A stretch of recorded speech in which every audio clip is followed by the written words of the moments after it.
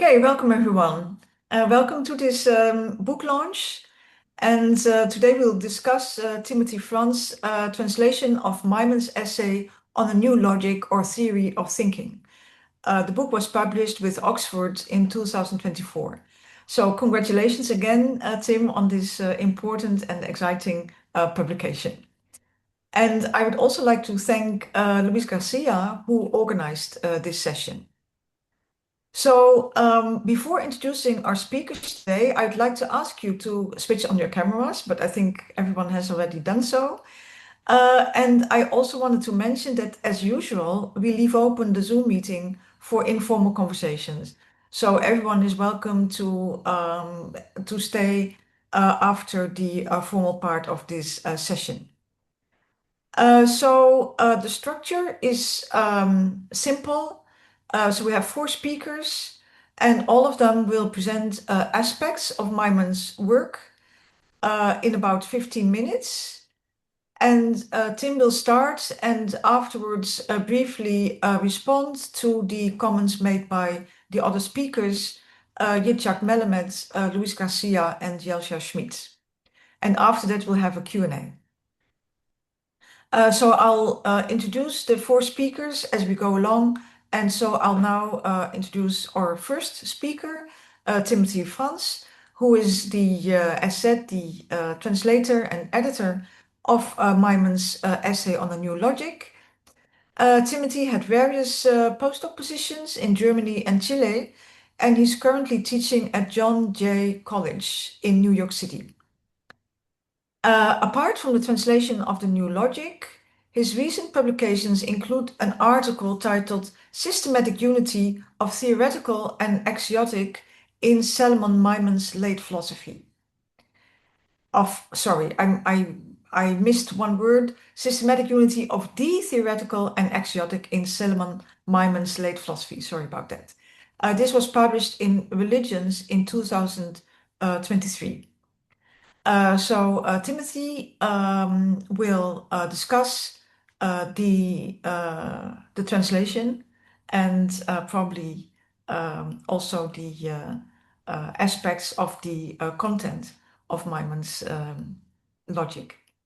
The floor is yours. Okay. Well, thank you very much. Thank you very much. It's a pleasure to introduce this work, which again, here's the nice cover in this forum. Especially since I met many of very good colleagues in the Leuven panel on Maimon now, some years ago. And yes, since then I have this translation of Maimon's essay on a new logic or theory of thinking, a book from 1794. Yes, it has about 100 pages of commentary. And in my, hopefully close to 15 minutes, I'll just try to quickly say what the book is about and why it deserves further attention. So, right, this is a book that amongst all Maimon's texts, yes, I think it has a unique argument, a unique method, unique results. To be more precise, right? I think in this text, Maimon returns anew to Kant's critique of pure reason with the intention, right, of sort of grounding the Kantian philosophy upon a more logically rigorous critique of the first principles of cognition, right? And that's more or less the text's central argument. Once Maimon has it, right, it gives him the opportunity to make a close and I think more or less total revision of Kant's program. It includes, the science of formal logic, the schematism, the categories, the ideas, even accounts of physics and metaphysics. And so, he approaches these things and revises them in subtle but powerful ways. And, I also suspect that in the new logic, he also basically solves or comes quite close to solving the problem or problems with the critique of pure reason that he first expressed, right, in 1790 in his essay on transcendental philosophy. And, to make this more interesting, that he may have done so in a way that's rivaled or even bettered Reinhold's and Fichte's solutions to the same or at least similar problems, right? So I tried in my commentary to make an attempt at showing how precisely that might be the case. I can't do justice to all that here. So I'll just introduce the new logic in terms of its immediate sort of historical or authorial context. I'll speak in a general way about the nature and strength of its central argument as well.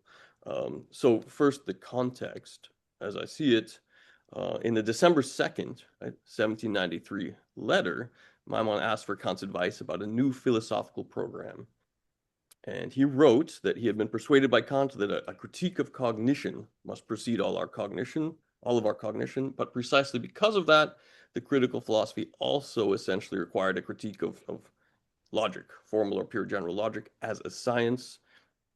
And I think that probably makes sense, because formal logic, although it should take the form of a particular science, is something that must be applied a priori in a universal and necessary way in all experience and in all the sciences, including in philosophy itself. But according to Maimon, no one had really done such a thing. So he's implying here, of course, that Kant, Kieswetter, Reinhold had on this account perhaps not succeeded. And then with that letter, he sent a copy of his newly published book, The Categories of Aristotle, with the propaedeutic to a new theory of thinking, right? And from that, we can see that The Categories of Aristotle, Maimon's book, was published probably by the end of 1793, although it states 1794, and also that it's an exploratory text that looks forward to the new logic, right? Then 5 months later, May 24th, 1794, Maimon wrote to Reinhold, right? And he wished him luck on his move from Jena to Kiel, sending along a copy of now the new logic, right? So, and he wrote, we are, from the start, agreed that the Kantian critique of reason has not done everything which it could have done. We only differ in how to present the problem and how to solve it. And so I think from that we can guess that the new logic was maybe published around April 1794. Perhaps we can also say that Fichte's Nicodemus review and subsequent work was influenced by Maimon's categories, but that neither Maimon's categories nor the new logic was influenced by Fichte's review or work. Right. Some months later, right, Fichte himself wrote to Maimon and sent him his new text concerning the concept of the Wissenschaftslehre. On August 16th, 1794, Maimon replied, and he said, quote, now it is time to bring philosophy back to earth from heaven. It does not lack a highest principle, like Reinhold thinks, but rather a lowest principle, or the boundary or the transition from mere formal to real cognition, as you will find discussed in the attached work. And so he included, a work, which I think we should assume was the new logic. Then when Maimon had become familiar with Fichte's ideas, he wrote back on October 16th, criticizing Fichte in a way that seems very similar to how he had just criticized Reinhold, saying, with joy, I look forward to it, to the time to come in which, as you say, philosophy should be a systematic science. I will also, for my part, not fail to contribute to this eventuality according to my small powers. We will meet on the very same path, even though, as it seems, we will proceed along it in opposite directions. You want to describe it from above to below, from a concept of a science in general to the concrete sciences, but I want to go from below to above. So that's what historical context I can give about, the relation of the new logic to Maimon's closest associates, right? Kant, Reinhold, and Fichte. And I believe we can infer from it that Maimon, with the new logic, he took himself to be doing what Reinhold and Fichte were doing, fixing the critique from within by means of a more stringent, critique of cognition.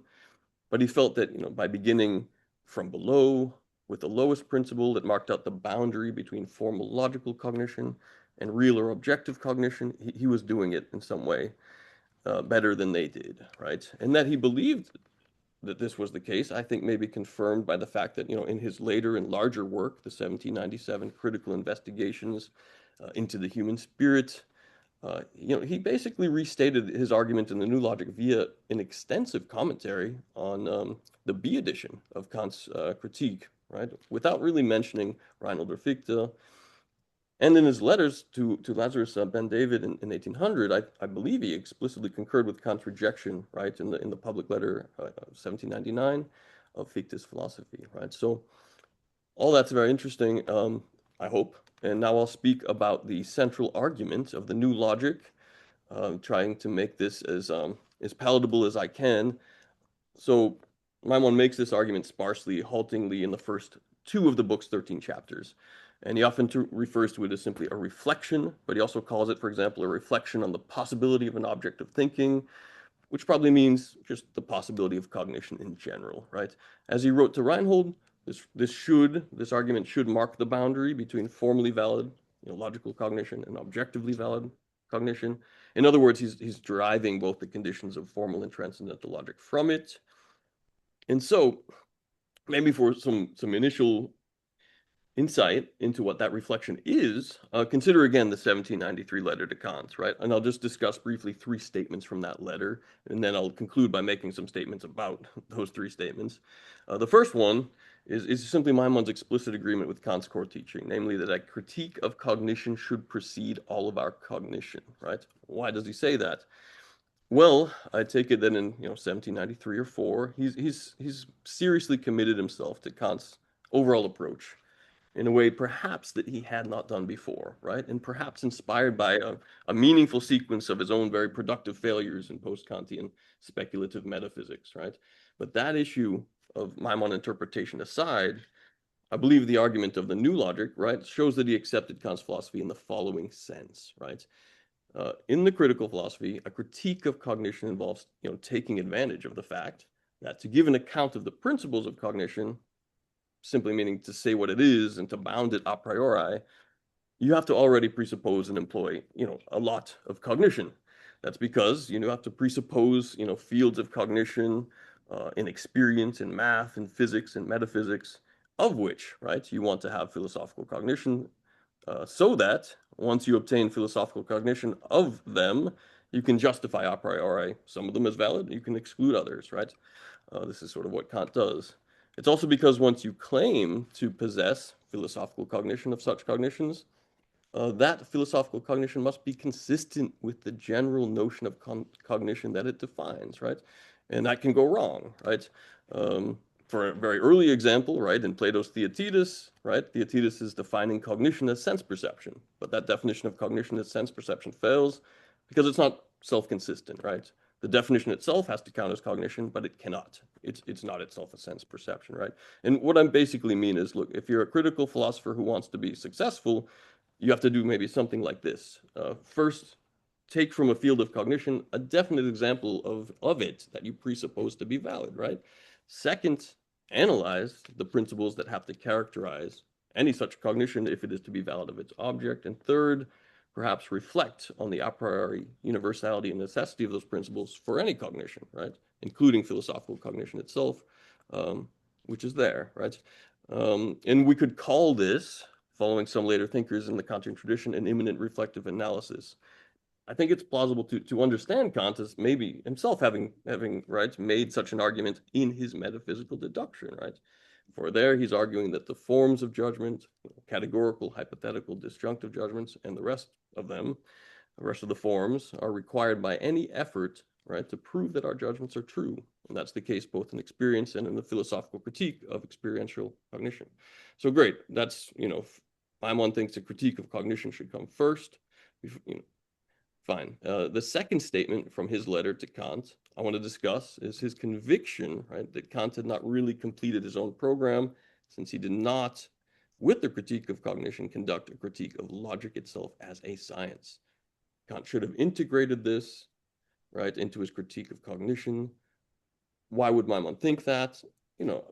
I would say, well, just as a critique of cognition must precede all of our cognition, a critique of logic must also do so, for the reason that we must, take all of cognition to be not just objectively, but also formally valid. And it would be a sort of a failure to simply assume or beg the question that this would be the case, right? Even after, say Kant's version of the critique of cognition, right? And so Maimon is convinced Kant either just didn't do this at all or did not do it adequately, which is itself an interesting question, right? Which is the case. So interestingly, in the new logic, Maimon makes 2 complaints on this score that seem oddly to conflict with each other, right? So on the one hand, he says sometimes, oh, Kant simply assumed the science of formal logic was pure in itself and a priori, just apart from anything determined in the critique of cognition. And of course, that would be wrong. On the other hand, Maimon sometimes argues that Kant had abstracted his science of pure logic from his predetermined notion of empirical and causal experience. And that would be wrong as well, right? Since then unjustified assumptions about empirical experience would contaminate, right, what was supposed to have been an account of the pure a priori principles of formal logic, right? And I would suggest that these are basically the same complaint. It just means that Kant had abstracted his science of formal logic from a presupposed model of empirical experience, and he had considered it to be a pure science of logic existing independently of the critique of cognition, thanks to that abstraction. That seems to be what Maimon means. But that would be an abstraction that would simply negate the would-be purity of the science of logic. So Maimon saw evidence of that lack of purity in the fact that the principle of contradiction, right, the most obviously necessary condition of formally valid inferences, seemed only loosely connected to the table of judgments, right, that you see in the Critique of Pure Reason. And he says that in chapter 10 of the New Logic, right, where he makes the following observation about Kant's table of judgments, right? According to which principle does logic determine these forms themselves? According to the principle of contradiction, their possibility as postulata of thinking is only negatively determined. And so how is their positive possibility cognized? Moreover, according to which principle can logic certify the completeness of these forms? There can be many of these forms which are all compatible with the principle of cognition.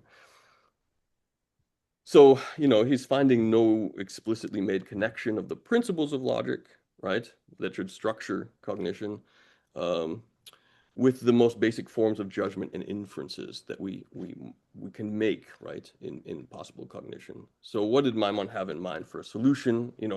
What did he do in the first couple chapters of the New Logic to overcome this difficulty? So then that leads me to the third statement I want to briefly discuss from Maimon's letter, right, to Kant, 1793, where he'll say, right, oh, the pure science of logic can be corrected, quote, so far as one does not abstract the logical forms from their use, right, as it seems the first logicians, without accepting even Aristotle, have done, by which something foreign will always cling to them, but rather seeks to determine them and make them complete by reflection on the capacity of cognition.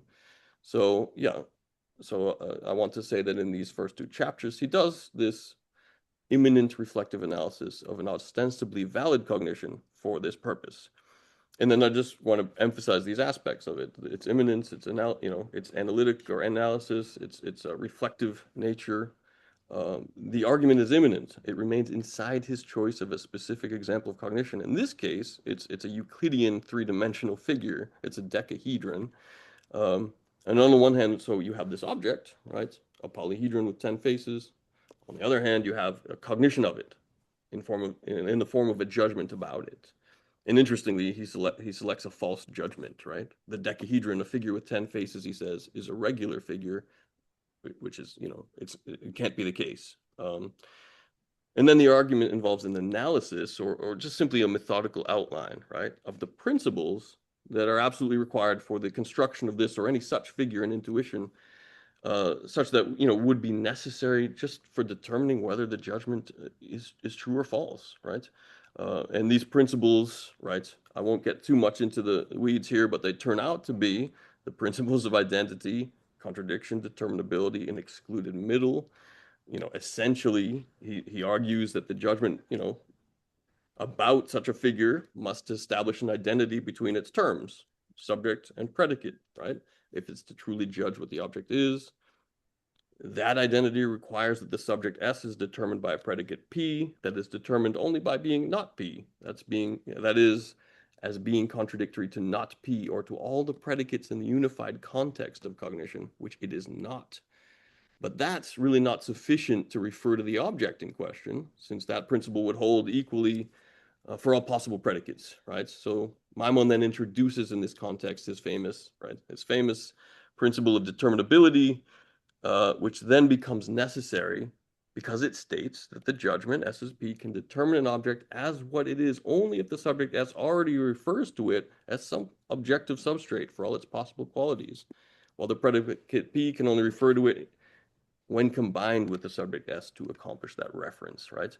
So the principle of excluded middle then follows from that, stating that in the context of cognition, right, so determined, each judgment can only be true or false, right? There's no possibility for it to be both true and false or neither. And I want to say that marks sort of the completion of Maimon's initial argument as a reflection, right? And it's successful because in a sense it exhibits its own completeness, right?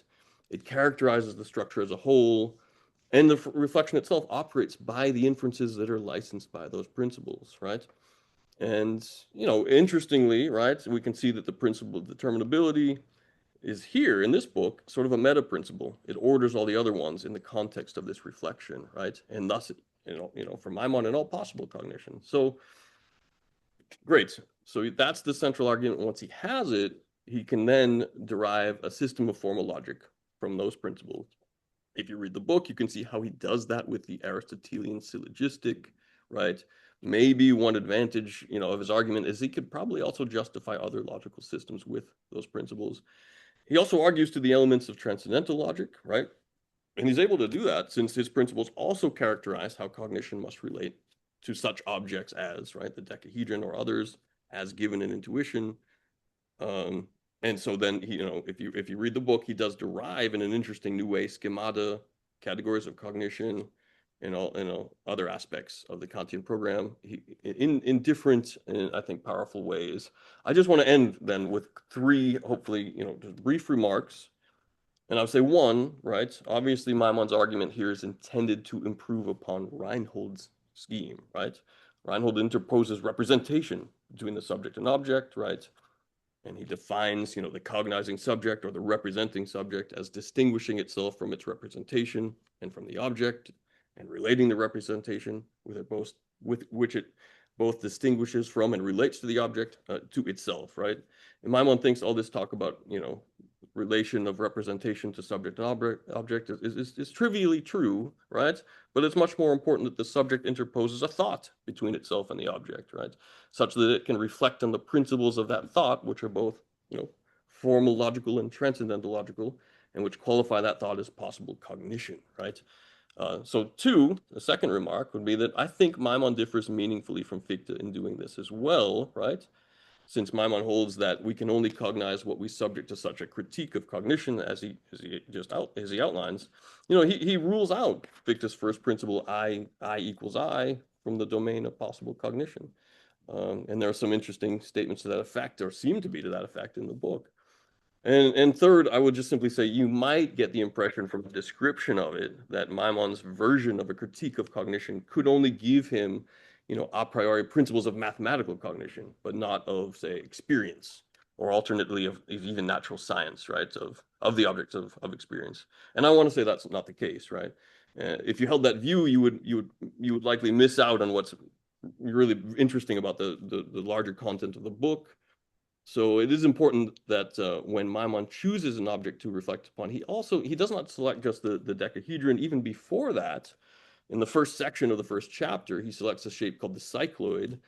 And the interesting thing is, if you want to cognize what a cycloid is, you also have to cognize that a distinct part of it is a tautochrone curve. But determining that involves also specifying, laws of motion, laws of gravity, and even the construction and empirical reality of such a thing, right?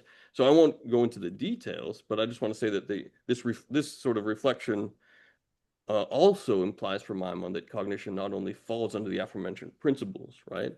But it also must be divided systematically in what he calls, the domains of pure, applied, and practical cognition, which have to do with, our relation to empirical reality, and that involves him in developing, like Kant, a system of a priori principles of experience of the world, right? So there's much more to say in terms of Maimon's, his metaphysics, even the ethical works that follow from this book. But I want to say this is hopefully a palatable and understandable portrayal of its essentially its central argument and why and how it may differ meaningfully from those of arguments of Reinhold and Fichte as well.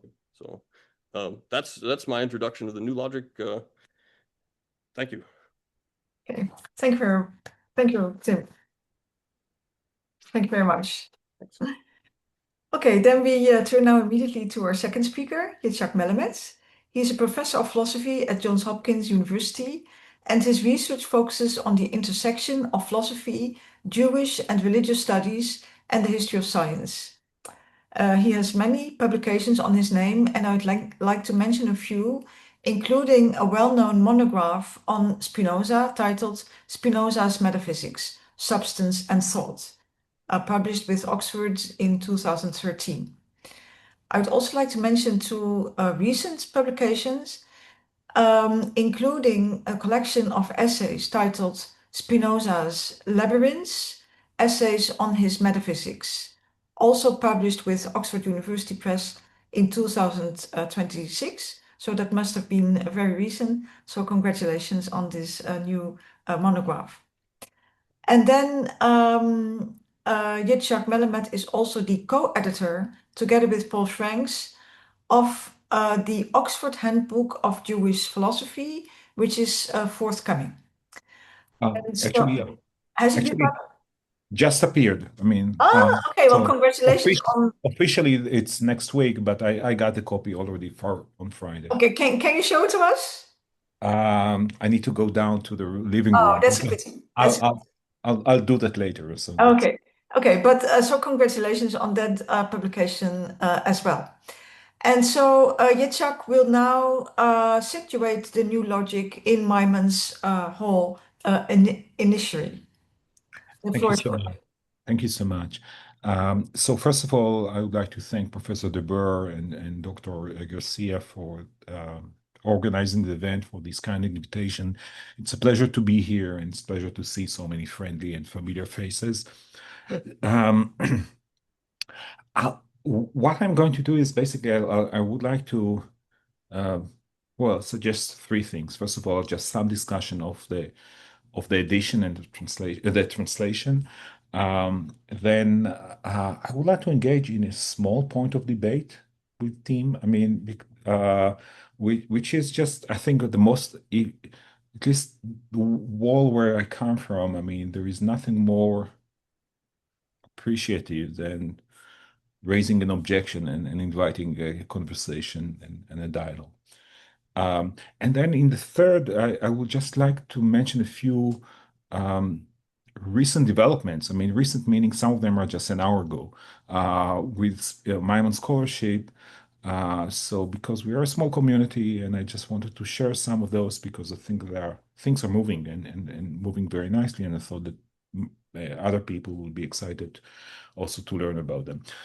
So first of all, let me just begin with saying that I think that this new translation is a huge achievement and it's a huge service.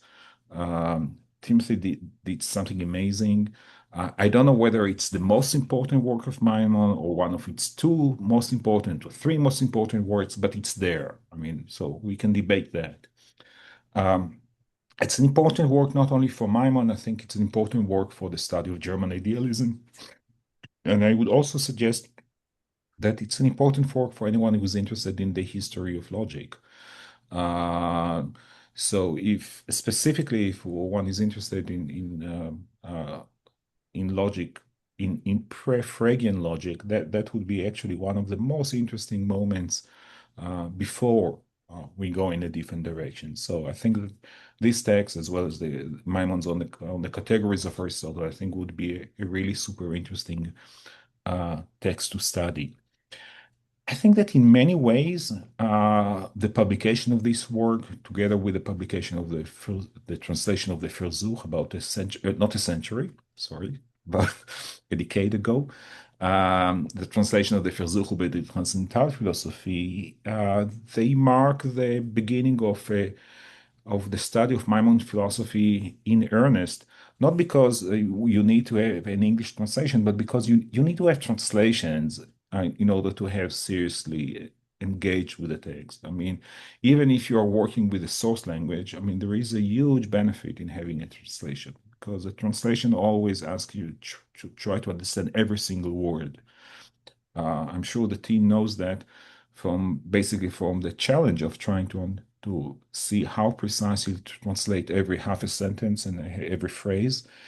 And there is something about the creation of translations that I think definitely, I mean, it's a huge event for the study of Maimon in the Anglo-American world, but I would say also for study of Maimon among German readers, because you will be able to see the text in a slightly different light once you have also this excellent English translation. Now, not only we have a translation, but we also have an excellent introduction. And what I was even more excited about is the series of appendixes at the end of the book, where team also did another service for us by translating a cluster of super interesting accompanying text that are related to the new logic. So it's a really a gift for anyone who is interested in Maimon, German idealism, modern logic. I mean, I think it's really a wonderful gift, and I'm so grateful to Tim. So thank you, Tim. And again, I mean, kudos. I mean, you deserve a lot for that. That's um, the point I would like to discuss and perhaps somewhat debate appears in the preface, in the very long and a preface that Tim includes to the book in the book. So I refer to page 13 in the preface, and so here's the passage. I'll read it quickly. Say, on the one hand, Maimon's scientific mind. So I'm sorry. I'll begin at it is fair to say that Maimon was at heart conflicted about Kant's revolution. I think that's true. But from this point, I mean, we might have some disagreements. On the one hand, Maimon's scientific mind fully accepted it. Um, Kant's Critique of Reason was a classical work a classical work as Euclid and as incapable of refutation. End of quote. Similarly, the Critique of Pure Reason had provided an irrefutable result against dogmatism. And the question is metaphysics possible in the sense in which Kant takes it, namely that the science of things in themselves must be answered with a no. So that's end of quote, again from Maimon. On the other hand, his religious commitments to the intrinsic value or sacredness of theoretical cognition caused him to reject Kant's restriction of metaphysical cognition to practical postulates. Now, what you have here is some sort of representation of, on the one hand, scientific and critical attitude, and on the other hand, sacred and shall we say theoretical sacred value of theoretical cognition. Let me say a few words about scientific and then about critical, and so I'll start with that. You know, I'm Karine will share, I mean, we will share this impression, but you know, I still remember the times when I was reading classical Marxist works from the 1950s and 60s and 70s. Scientific was all over there. But there was one thing, I mean, I'm sympathetic to Marxism in many ways, but I can tell you one thing about it. It's anything but scientific. I mean, Marxism is interesting. It has all kinds of interesting criticism. I mean, it has some penetrating insights.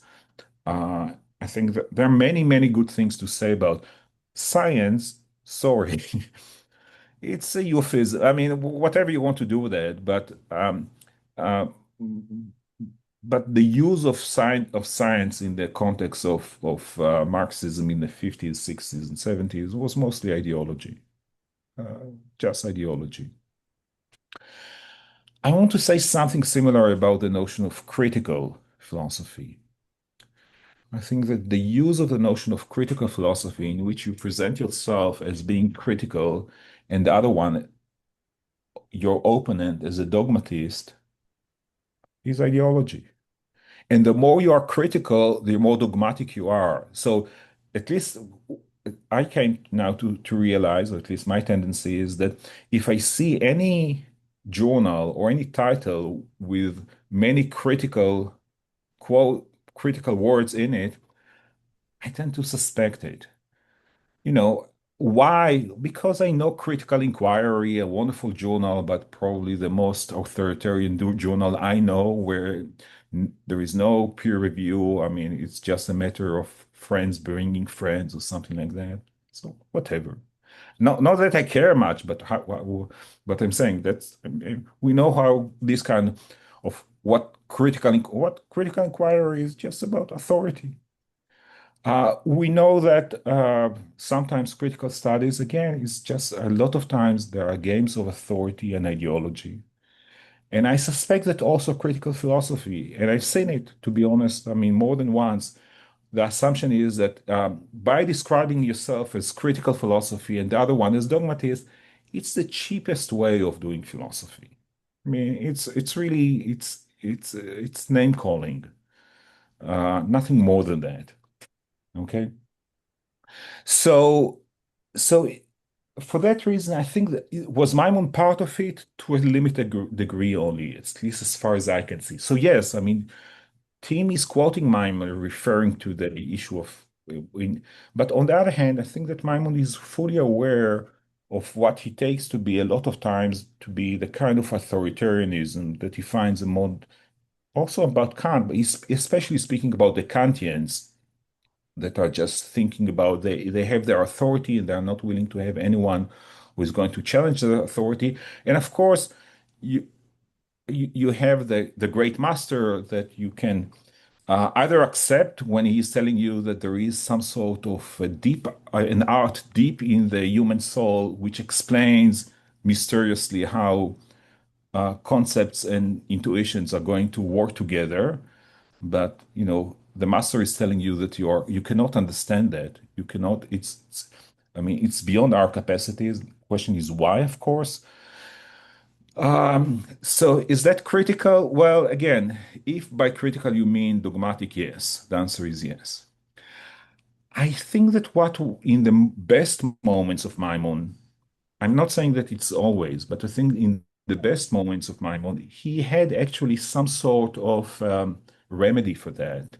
And I think that his remedy was not religious at all. I mean, it was not sacredness or anything. It was something like the principle of sufficient reason. It was basically the request to say, okay, I understand what you're saying. But please just give me an argument at the end of the day. And if you think that there is a necessary agreement between intuitions and concepts, and I trust Kant, I think that he's a genius, and he was a genius, but Maimon would say, uh, please give me an argument. How does that kind of a miracle is working? I mean, I don't want to count on the authority of Kant. I'm willing to challenge him.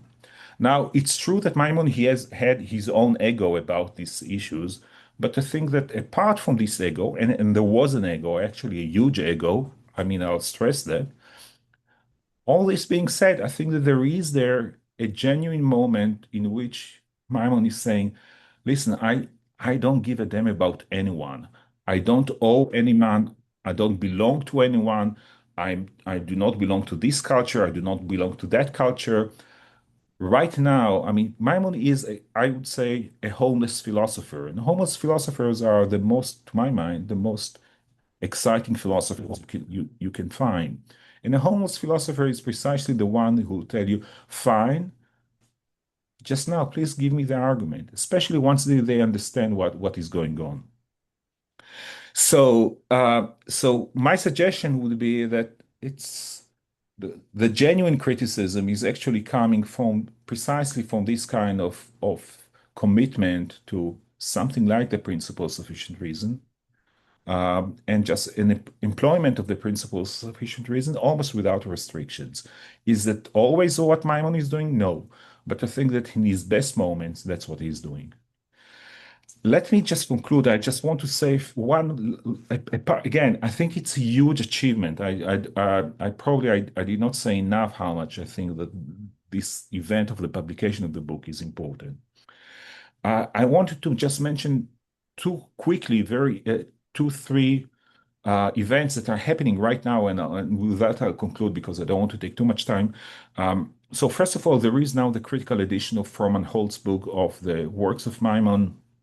The first volume of the Versuch über die Transzendentalphilosophie already appeared. It's fantastic. The third volume, which is going to be of the Lebensgeschichte, is now in advanced stages and should come out, I think, in a matter of half a year or a year. So things are really moving nicely. Then we have also the Hebrew text of the three volumes of the Hebrew text, which are being prepared, and there are, I mean, there are positive developments along these lines as well. And I think that it's a matter of a year or two, we'll begin seeing many of these texts coming out. I will also mention that the Hebrew writings are going to appear soon in bilingual editions with Oxford University Press as part of the Gross Library of Jewish Philosophy. Moreover, and here I have an invitation, as being one of the two co-editors of the Gross Library of Jewish Philosophy. We would like to publish also some of the German texts of Maimon in bilingual editions. We have grants for that.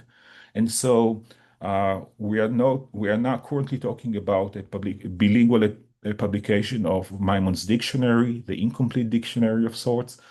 And if anyone, Tim, if you would be interested in publishing a translation of the book on the categories, that would be amazing.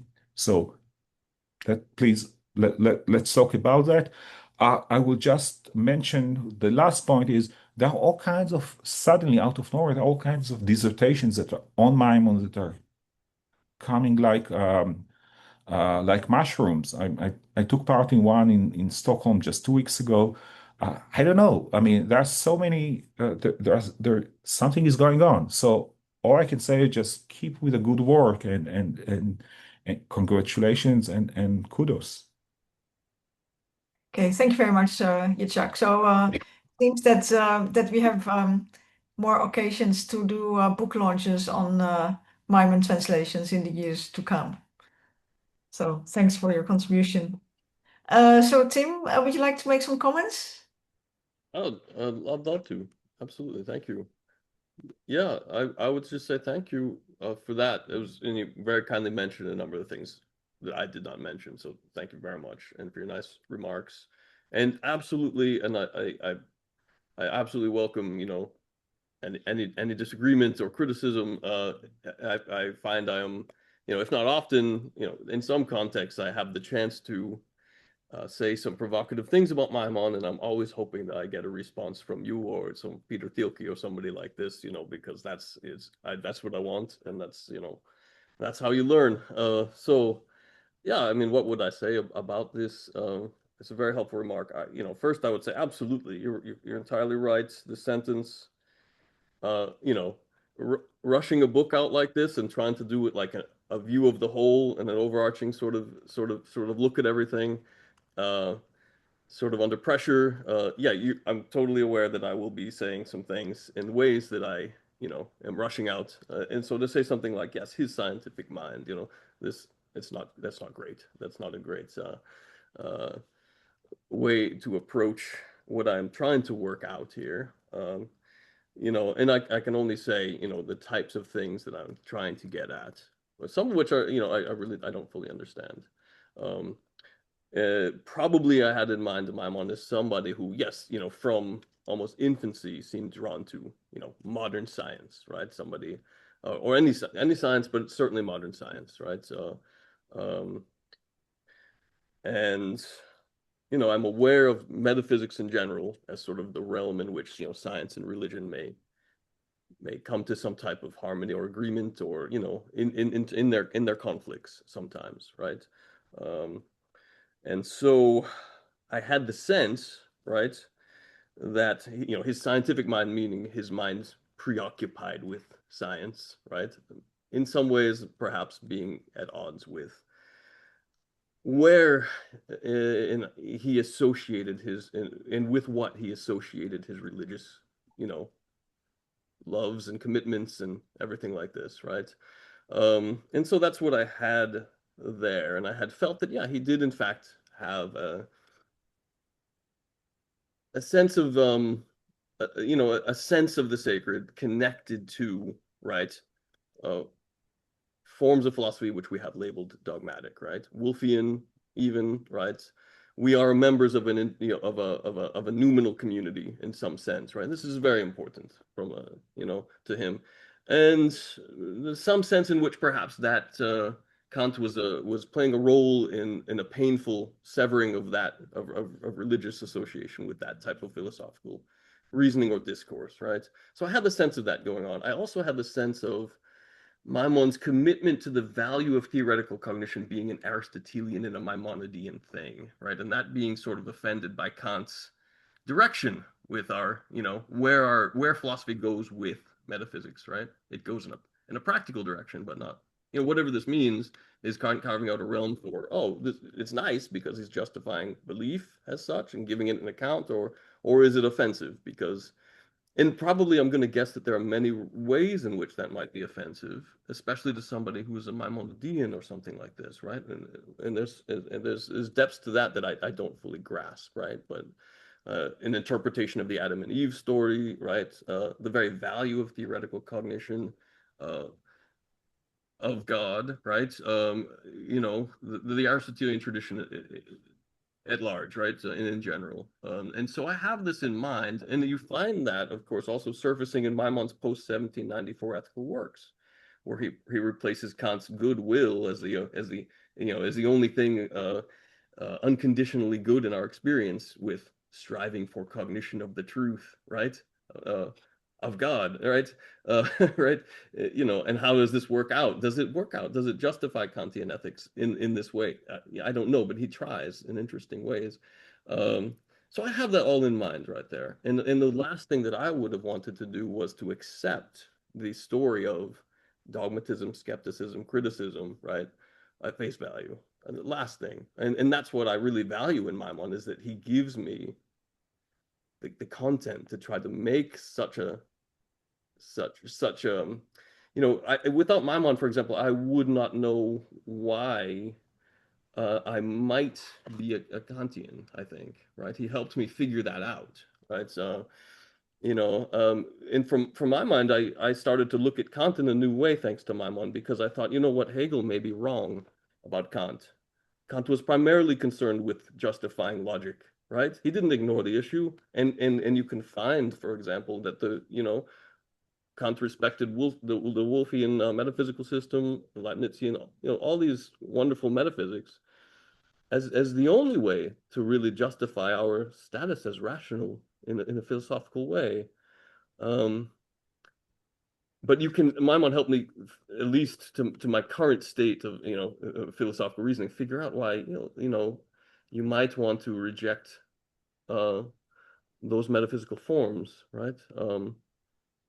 There's a type of, if you think that they're connected to the justification of deduction, for example, why are we, how are we justified in even being deductive, even at the basic level? They would be circular programs, right? They would be assuming and using and presupposing as valid the very principles which they want to justify, right? And and so the Kantian approach may be to say, look, okay, we have to solve that problem by something like a critique of cognition, which is, a valid argumentative move, not making any immediate metaphysical claims whatsoever, right? And only once we do that can we figure out our metaphysical claims. And it sort of seemed to me that Maimon had a long struggle with that from 1790 to 1800, going in many different directions, and finally going in this direction, right? So it's not to accept the debate at face value or what it means to be scientific at face value, but it is to make some arguments, right? There are some arguments. So that's what I would say. And I think that it explains why, if you really do look at the text, like I do think Maimon he is using a dualism of concepts and intuitions, and he's working it out. So which would go against the really close commitments that a lot of people to have to the idea that Maimon does not do that. But I think he's really, anyways, that would be my 5 minutes of response. But and I thank you very much, because it gives me much to think about. And yeah, and I take all your remarks about the ideological commitment to science as absolutely true, as true. And yeah, thank you. Okay, very well. Then I think we can now turn to our next speaker, Luis Garcia. He's a postdoctoral fellow at our institute in Leuven, and a well-esteemed member of our team, and also one of the co-organizers of this series. Luis has published extensively on Fichte and Schelling, and he is the editor of an important collection of essays titled The Concept of Nature in Classical German Philosophy, that was published with De Gruyter in 2024. And I also want to mention two recent articles.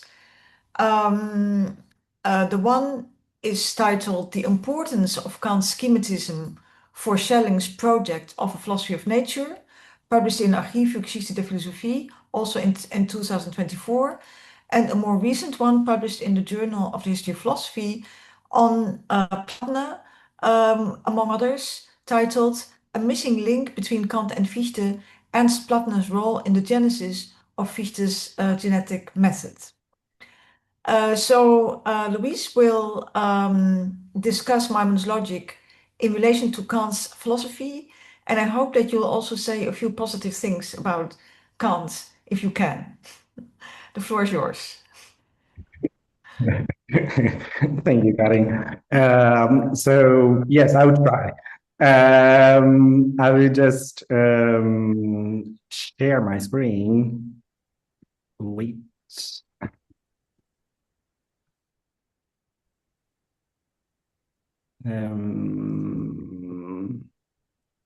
It will work, I'm sure. Yes. Now, good. Great.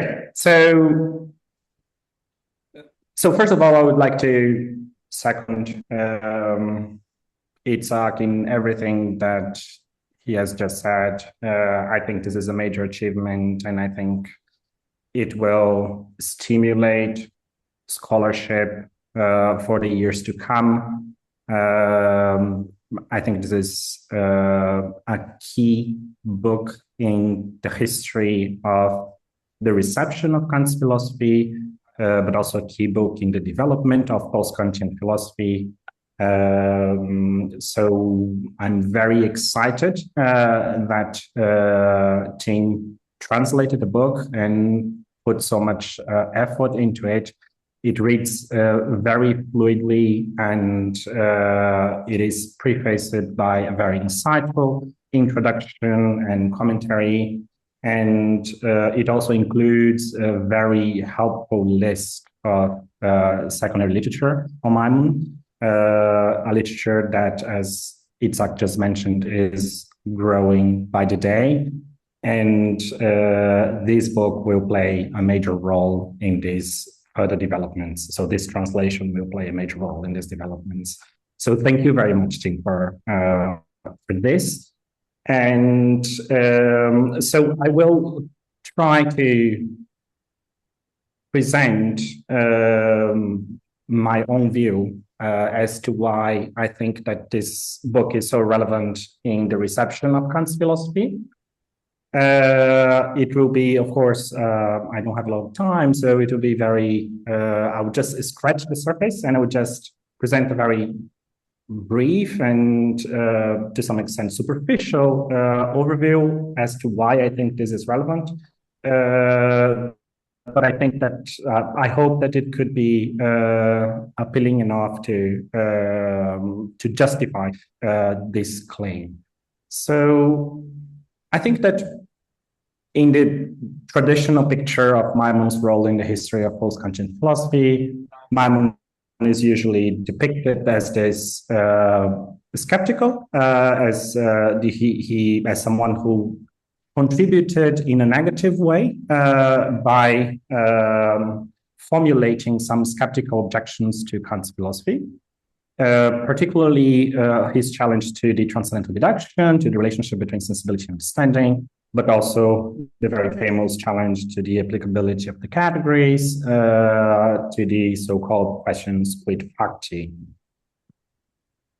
This is the way, for instance, Beiser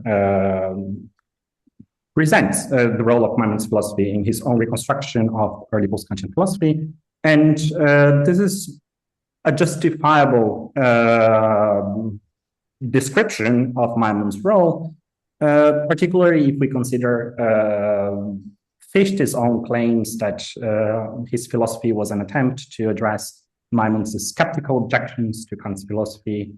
And also if we consider Maimon's essay on transcendental philosophy, where this, so to say, negative strand of Maimon's thought is so salient and significant, even though the positive strand is also there, but I would say that the negative strand is a little bit more salient in the essay on transcendental philosophy.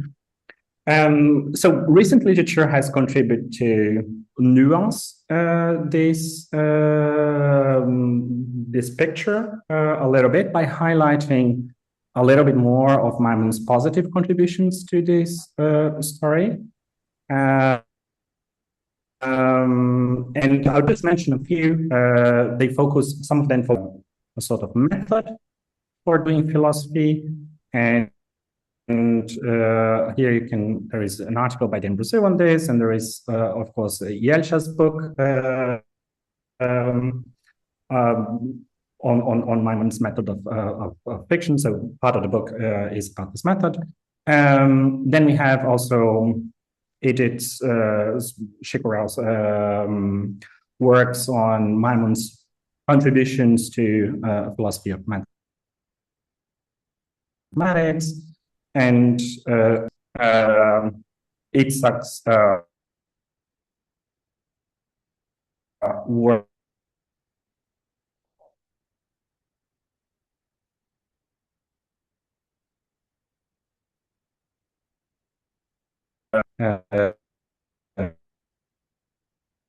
Luis, I don't know if you can hear us. Or...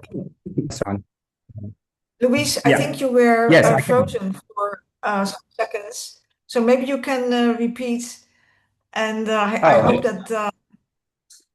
Oh, sorry. I'm at the office, so I was... Okay. Yeah. I'll just change. Now it's fine. Now fine. It's better? Okay, good. Do you know when exactly? Well, it was just 2 seconds. Yes, I don't know. Okay, good. Yeah. Great. Okay. So, yeah, and then I think also, so Itzhak and Danielle, they contributed to highlight Maimon's role in this, in somehow disseminating a certain interpretation of Spinoza that was key to the further development of German idealism. Yet, as Ting notices in the introduction to the translation, not much has been written on what is arguably one of Maimon's key contributions to this tradition, namely his attempt at a new theory of thinking, or at a new logic.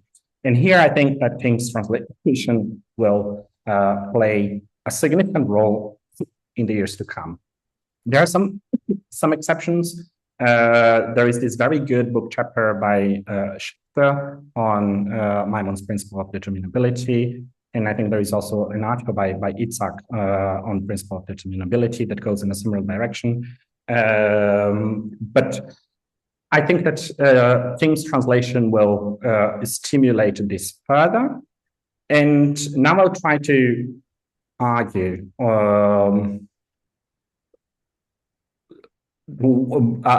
try to substantiate my view that this book by Maimon and this translation by Ting will help perhaps shifting the way in which scholarship approaches Maimon and his role in the reception of Kant's philosophy and the development of early post-Kantian philosophy. So why is the new logic relevant? So the book was published in 1794, the same year as Fichte's Grundlage, and as Ting notices, and other scholars have noticed, this is very unfortunate for Maimon because Fichte drew a lot of attention. The publication of Fichte's book drew a lot of attention, and this could be one of the reasons why Maimon's publication was somehow overlooked. So this is the letter that Ting just mentioned and that he himself translates as an appendix to the book.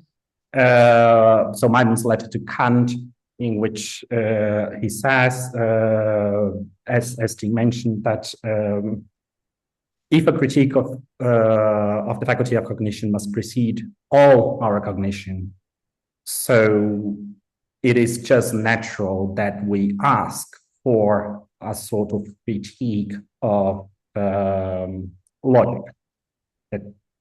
And Maimon himself says that he is persuaded that logic itself as a science cannot escape critique, and that general logic that even if general logic must be distinguished from transcendental logic, that such a critique should be carried out in light of transcendental logic. So a critique of general logic must be carried out in light of transcendental logic. So I went a little bit quicker here because Ting already mentioned this. I just want to mention that there are two aspects here that are, in my view, relevant. First, the attempt at a critique of general logic, and second, the use of transcendental logic as a sort of criterion for criticizing general logic. So now let's see how this works within the book. So let's see the structure of the book. So this is the structure. So the book has 13 chapters. And the first 7 chapters, as you can see, they are chapters on general logic.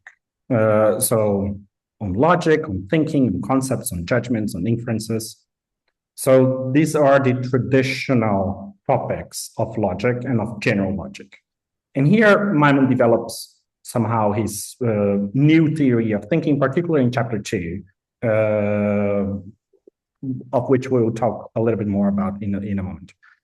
But now I would like to draw attention to chapters 8 to 13.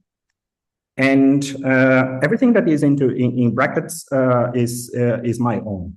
I'm just describing what he's talking about there. So chapter 8 of cognition is a chapter in which Maimon introduces several definitions of a priori, a posteriori, syntactic analytic, and others.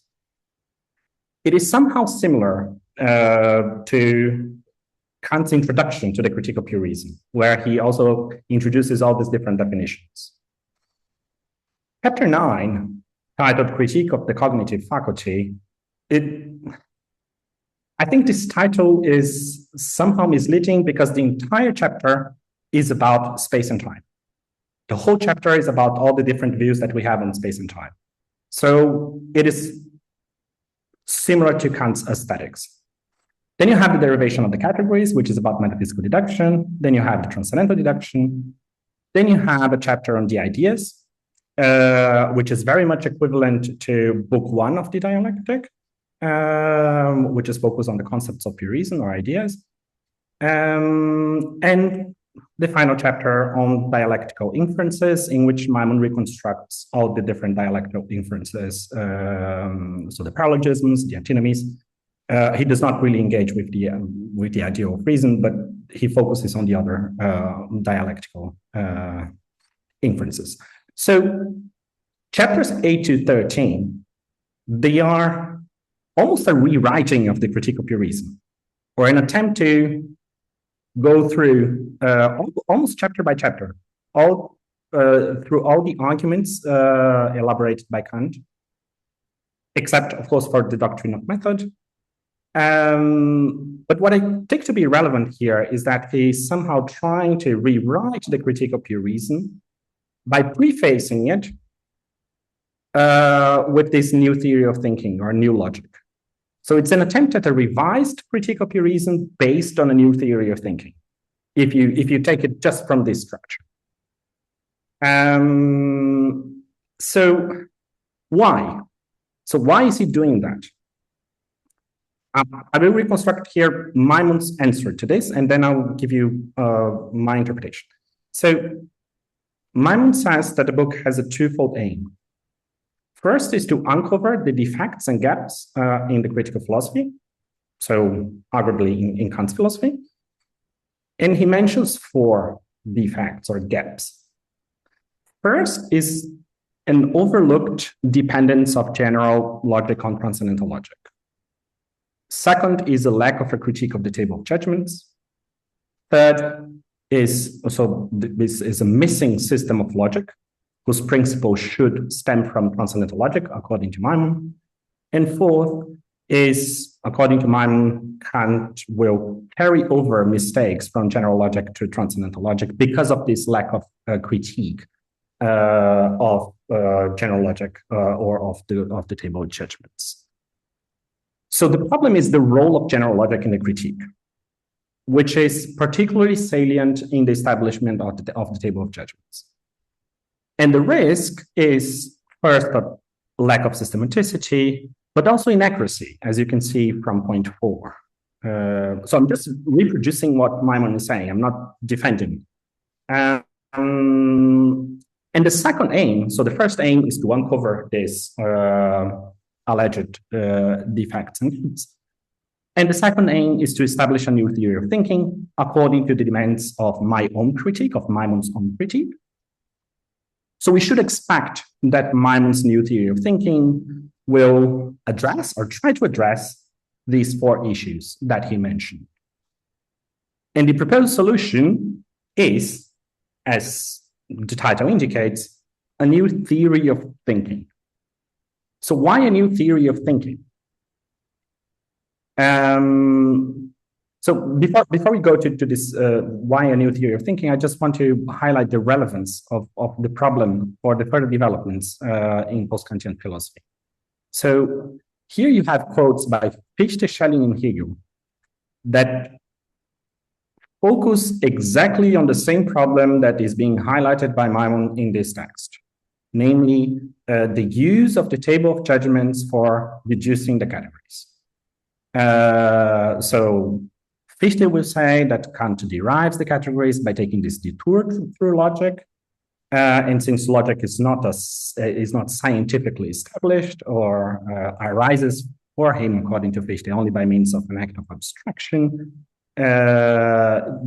this will eventually lead to a problem in the derivation of the categories. Something similar is said by Schelling, that there is no principle in accordance with which the table of judgments is established, and you can also find similar claims in Hegel's encyclopedia. I would also like to mention that the topic is also very clear, in Kant's scholarship, the topic has been discussed. So it is known as the completeness problem. So the problem of the completeness of the table of judgments. You have different authors that have traditionally engaged with it. Perhaps the most famous ones are Reich, Brandt, and Wolf. And there are different attempts to address the issue, either by deducing the table of judgments from the unity of our perception or from the structure of judgment. And more recently, Lou Adler, in her book about Kant's logic, about the historical developments leading to Kant's logic, she explicitly engages throughout an entire chapter with Maimon's letter to Kant, and this is specific criticism that there seems to be lacking a critique of logic in the critique of pure reason. She tries to downplay a little bit the problem of completeness, but we can eventually talk about this afterwards.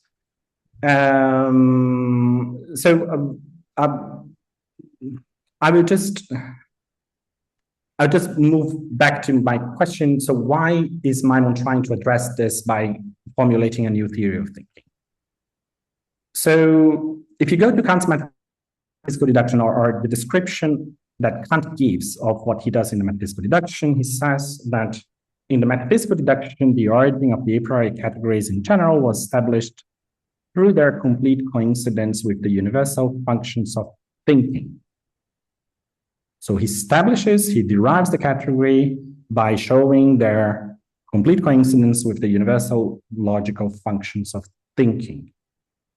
When he presents the table of judgments, he will say, again, that he will get to the table by abstracting from all content of the judgment in general and attending only to the mere form of the understanding in it, because by doing that, he will find the function of thinking. He will find that the function of thinking can be brought under 4 titles, and this will eventually be his table of judgments. So he gets to the table of judgments by analyzing the universal logical functions of thinking. So it is about a certain conception of thinking. And what Maimon seems to be doing here is to try to criticize Kant's table of judgment by elaborating a new theory of thinking that will eventually lead him to a new table of categories. So to put it differently, he's trying to find a different guiding thread for establishing the pure forms of thought on the one hand and the categories on the other hand. And the principle of this attempted solution is described by Maimon in chapter 2 of the book, in which he distinguishes between logical thinking, the thinking of an object in general, according to Maimon, which follows the principle of non-contradiction, and on the other hand, what he describes as real thinking, the thinking of a possible object of consciousness, which needs a different criterion, according to Maimon, different from the principle of non-contradiction. And this is what Maimon defines as his, or describes as his principle of determinability. I cannot go into the details of this. I'll just very briefly mention the principle. The principle is that in a judgment A is B, you can think of the subject regardless of your consciousness of the predicate, but you cannot think of the predicate regardless of your consciousness of the object. And in this structure, A is the determinable and B is a determination. So this is, according to Maimon, a criterion for real thinking, and is supposed to give, he says, a guiding thread for criticizing the table of judgments, but also for deriving the categories. So the ambition is to derive the categories by reflecting simply on this principle. And so this would be his new guiding thread. And what is interesting in this principle is that it is somehow internal to thought. It is also it is almost a reflection of thought about thought, and how these thought determinations can be somehow spelled out. So this is the structure of what he's trying to do then. He's trying to understand how this principle of determinability works. And from this principle, he's supposed to extract on the one hand, the forms of real thought, and on the other hand, the categories. I don't have time to reconstruct, and I don't have the capacity to reconstruct the argument here, but I just want to mention that we can see here, if we go back to Kant's scholarship and the different attempts to address the objection to the completeness of the table of judgments, you have one strand of thought that will try to show that we can extract the categories from a perception. So this was attempted by Reich, and this is perhaps a more Fichtian solution, depending on the way you read Fichte, which is also not a given. On the other hand, you have this other solution that tries to understand how the table of judgments can somehow be extracted from a reflection on the structure of judgment itself. And perhaps this is a little bit more in line with what Maimon is trying to do here, even though Maimon appears to go in a more, I would say almost a more ontological direction because of this reflection on determination, on determinability.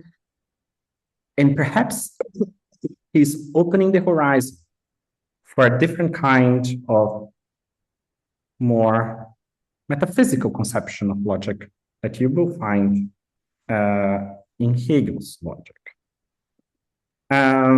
So the horizon of development then is clear. We have this attempt at a philosophical critique of pure logic that will lead in different directions.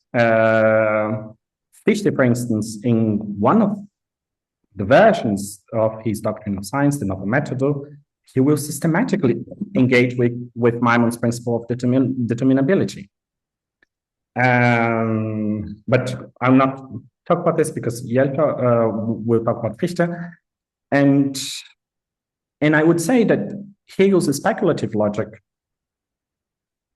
is also an attempt to address a similar problem that has been raised by Maimon here.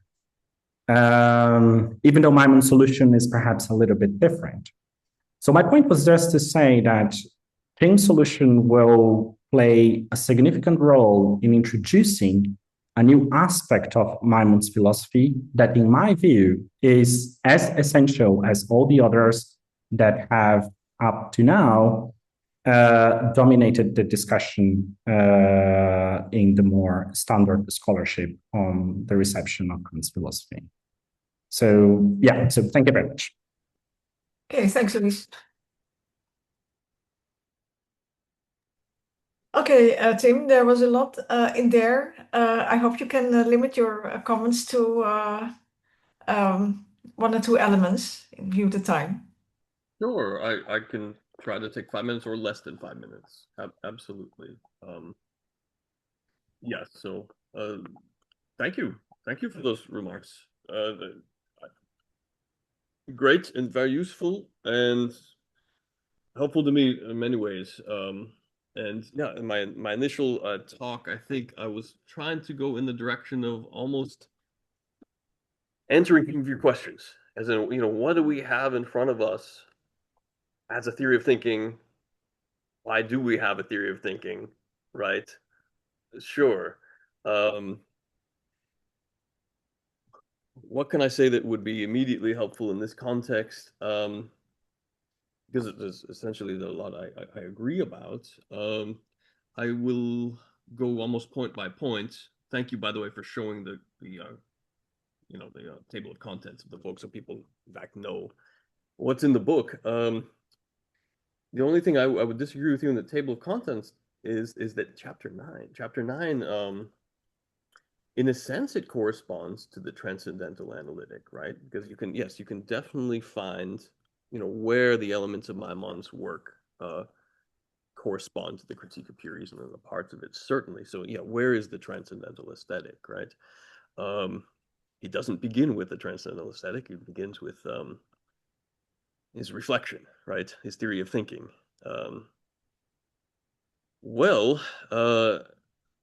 I do think that the theory of thinking, while it does involve, obviously, it takes as a guide the principle of determinability, it's important to situate it in the context that he has, right? When he reflects on, he conducts a reflection, what does he reflect on, right? He'll give you an outline of this, I think, in the first chapter, where it says, okay, what is involved in thinking? You have the subject that thinks, notionally, you have the subject that thinks, you have an object that is thoughts, and you have something else. You have a thought object, right? And what is that? That is where our cognition resides. When he reflects on something like a decahedron, when he reflects on, the cycloid, those are examples of a thought object, right? And, this question is, what are the very principles of that thought object which would allow it to be something that we could hold to be true or determinative of an object, right? And then he gets this sort of sequence of principles, the determinability being sort of the ordering principle and the decisive principle, right, amongst them. Absolutely. And that's of course my story about that. So you already have, though, because you have an object that is given, right, or that is there. You have a subject, an object that is thought, and the thought object. The relationship between the thought object and the object of thought then becomes very important. And that relationship he will picture in terms of, our cognitive relation to something given to us, where, not in thought, but given, therefore, in sensible intuition, right? So sensible intuition is already there from the reflection onwards. And I take it that is his, sort of, final sort of concession to Kant's approach that does involve, a dualism of concepts and intuition. It's already there, right? In the reflection, right? Determinability is already related to something given in intuition. And in chapter 9, what you'll find is not just talk about space and time, but you will talk about a method, a cognitive method of application of concepts to space and time for cognition of them, right? And all that the material that I mentioned about, your applied and practical cognition as systematically interlinked comes to fruition there. And in my interpretation of that, that's where you'll find his schematism.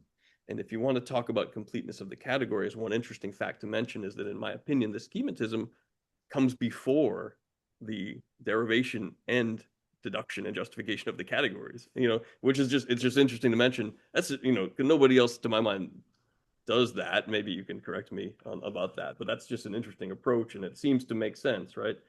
I'm probably almost out of time for my remarks. I could say many more. I'll say one interesting thing. Where is apperception, right? A lot of people have thought, oh, where is this talk about unity of apperception, right? Where is that? Well, I would say it's also here. Actually, people have thought Maimon doesn't touch apperception at all, but no, he does in the Critical Investigations of 1797 have a close discussion of the unity of apperception there, and it's more or less matches his reflection, right? And the principles that he finds there.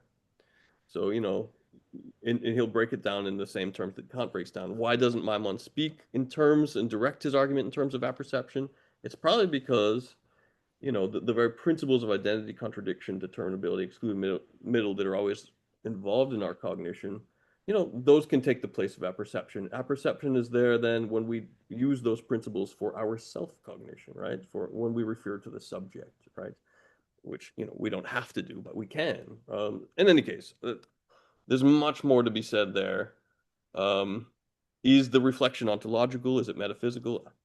I would say it's transcendental, right? Personally, it preserves a sort of transcendental space, if you will. But that's it's easy to talk for 5 minutes. It turns out I don't like to talk, but apparently it is. So I will see. Thank you very much again for your remarks. Thank you. Okay, very well. So we now turn to our final speaker, Jelsa Schmid. She's currently a postdoc fellow at the University of Potsdam and working on Fichte. And she will resume her longer-term postdoc position at University of Heidelberg later this summer. I'd like to mention a few of her publications. Her monograph has already been mentioned. It's an important book on an exciting topic, the methods of meta-philosophy, Kant, Maimon, and Schelling on how to philosophize about philosophy, published with Kloosterman in 2022. And then I'd like to mention 2 recent articles, both published in 2025. One of the articles is titled Two Philosophies of As If, Vaihinger and Maimon on the Use of Fictions in Science and Metaphysics, published in the International Journal of Philosophical Studies. And then an article on Fichte's method of philosophical experimentation in de Grundlagen der gesamten Wissenschaftslehre, published in Archiv für Geschichte der Philosophie. Jelsa will discuss Maimon's logic from the viewpoint of Fichte's work. The floor is yours. Yeah, thanks so much for inviting me to this. I'm really happy about the whole event, obviously. A lot of what I'll be saying will be repetitive. I'm sorry about that, but it seems that there's already some kind of like scholarly agreement amongst us, which is always good for scholarship. And so I will start by repeating, I think Yitzhak's words that I think this is a gift that he gave us, translating the new logic and writing such a rich commentary on it. So congrats again on this.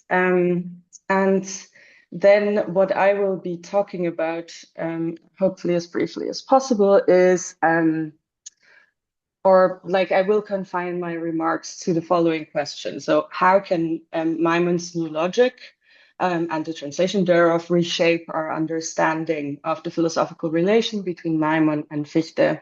And a lot of what I'm going to say appeals specifically to like English, an English-speaking audience and research.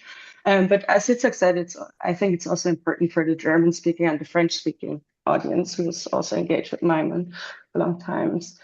And so my just basic suggestion will be like Louise's as well, that I think it opens several promising avenues for new research on Fichte.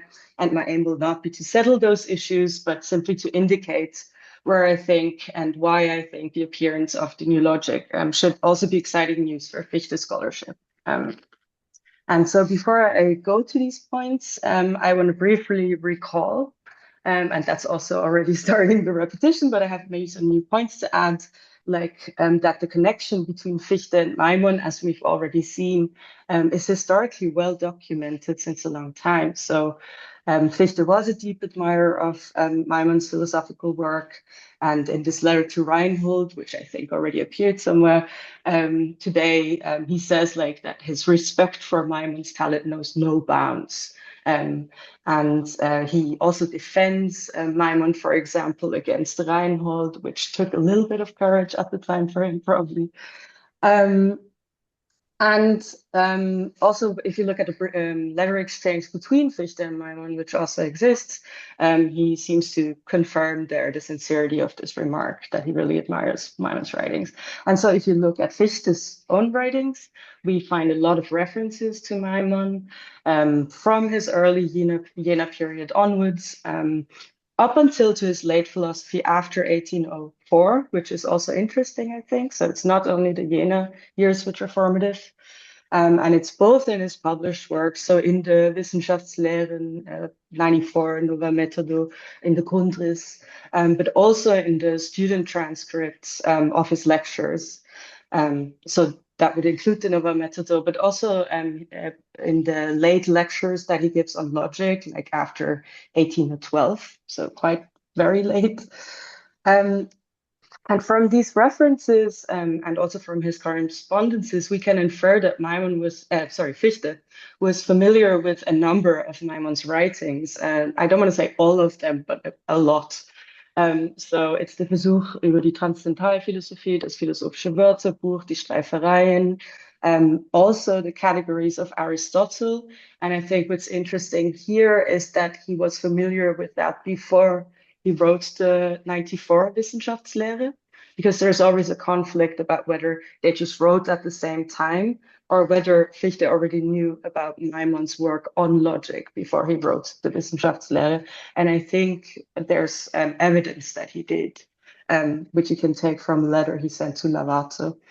And the most important thing is that he knew the new logic, Maimon's new logic, which was sent to him, as Tim already mentioned, directly by Maimon himself.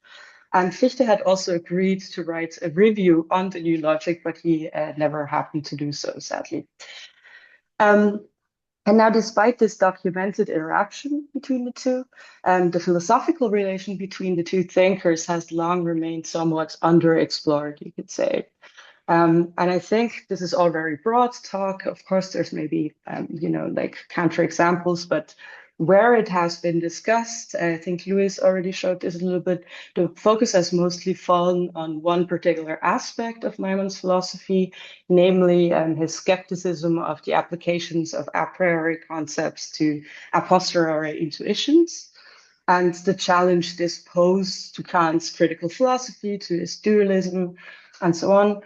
And Maimon has often been grouped together in these descriptions with figures such as Schulze and others, and treated primarily as advancing one of other skeptical, attacks on Kant, rather than a source of positive influence on Fichte, philosophical influence. And I think even where this influence, so like the influence of Maimon's positive philosophy on Fichte is considered, the predominant point of reference is always the essay on transcendental philosophy, and very rarely only the attempt at a new logic.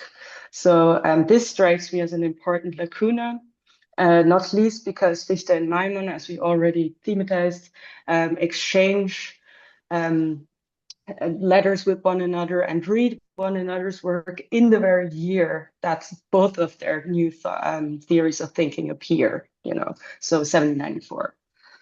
And so Tim's translation of the new logic, I think, invites us to broaden this perspective. And in what follows now, I will just briefly sketch the main line along which scholarship so far has understood this connection between Maimon and Fichte, and then indicate 2 ways in which I think the new logic places this interpretation in a broader systematic context and also opens up new lines for interpretation. So Fichte scholarship has identified the main line of interpretation or of the connection between the two as originating in Maimon's skeptical arguments against Kant's dualism and this problem of the application of categories. And I'm here thinking of Dan Brazil, I'm thinking of Fred Beiser, and I think most successfully Peter Thielke, who has this article in the Journal for the History of Philosophy that's super interesting on Fichte and Maimon. And I think, so if we assume, or the point is that if we assume that finite cognition requires, Maimon argues, the conceptualization of sensible data that is not conceptually structured, Maimon thinks we will end up with the unsurmountable problem of having to explain, and this is Maimon now, how can the understanding, according to its rules, subsume something, the given object, that is not in its power. And according to the Kantian system, he says, where sensibility and understanding are 2 entirely different sources of cognition, the question is unanswerable. And as Fichte makes clear both in the 94 Wissenschaftslehre and the Grundrisse, and he says it very explicitly, he fully agrees with Maimon's skepticism regarding this question of applicability. But he also, and I think this is more interesting, refers to Maimon's positive account of cognition and indicates the extent to which this matters to the basic premises of the Wissenschaftslehre. And this account of cognition, parts of it are already developed in the Wörterbuch and in the essay, but also later in the logic. And according to Fichte, Maimon would formulate this problem of applicability roughly as follows. I quote Maimon again. He says, I grant that it may be the case that we have a priori laws of thought, but they can apply to objects only by means of the imagination. In the act of applying these objects, the object and the law must be present in it, so in the imagination, at the same time. How then does the imagination reach the object? And Fichte's answer to this, imitating Maimon, is this question can be answered in no other way than to say the imagination must produce the object, as he says there, as I have demonstrated in the Wissenschaftslehre. And moreover, in the Grundlage, then Fichte openly acknowledges that this basic idea of the productive imagination producing the object is an idea he gets from Maimon.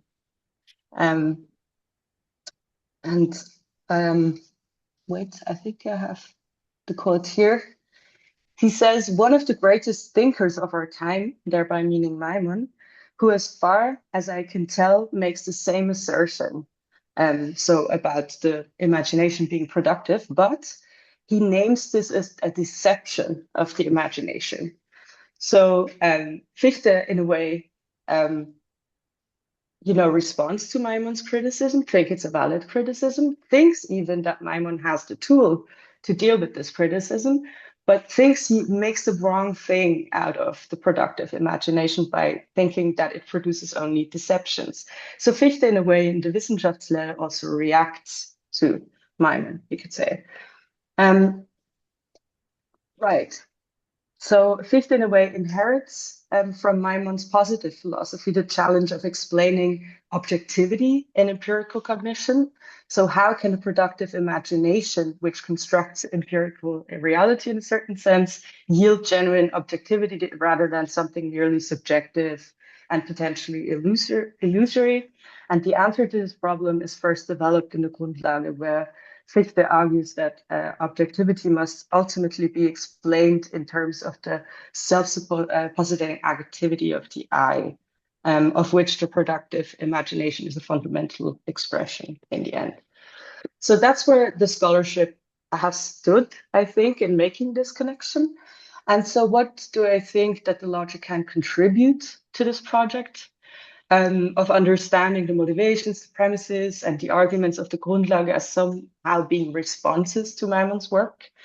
And my suggestion, and here I'm very inspired by a paper that Luis wrote that I read, and I'm happy that he was speaking before me, so you can actually see where some of these things come from. It's that the new logic allows us to see more clearly that both thinkers are engaged in different ways in the development of a new theory of thinking. So the line of interpretation I have sketched so far focuses primarily on Maimon's skepticism about Kant's transcendental deduction and this problem of application. And I want to suggest, and here I join basically with Luis, that the new logic provides the missing piece in a way that allows us to fully develop the point that post-Kantian philosophers were not only grappling with the transcendental deduction, as was in a way suggested for a long time, but also, and perhaps more fundamentally, with his with Kant's metaphysical deduction and the theory of thinking that underlies it, that depends on his conception of general logic. And so I'm not going to say much about this. We just heard it, that Kant takes the logical forms of judgments as a clue for discovering the pure concepts of understanding. And Maimon's new logic presents as a challenge to this strategy. And I think one of the central claims of the new logic is exactly to say that because of this criticism that Maimon has, we need a new principle to derive the concepts of thinking and so on from. And I think that's why he calls this book very explicitly a new theory of thinking. And the key to this project, as everyone also already said, is the principle of determinability. According to this principle, real thinking is not merely the formally possible combination of concepts, but the determination of a determinable substrate.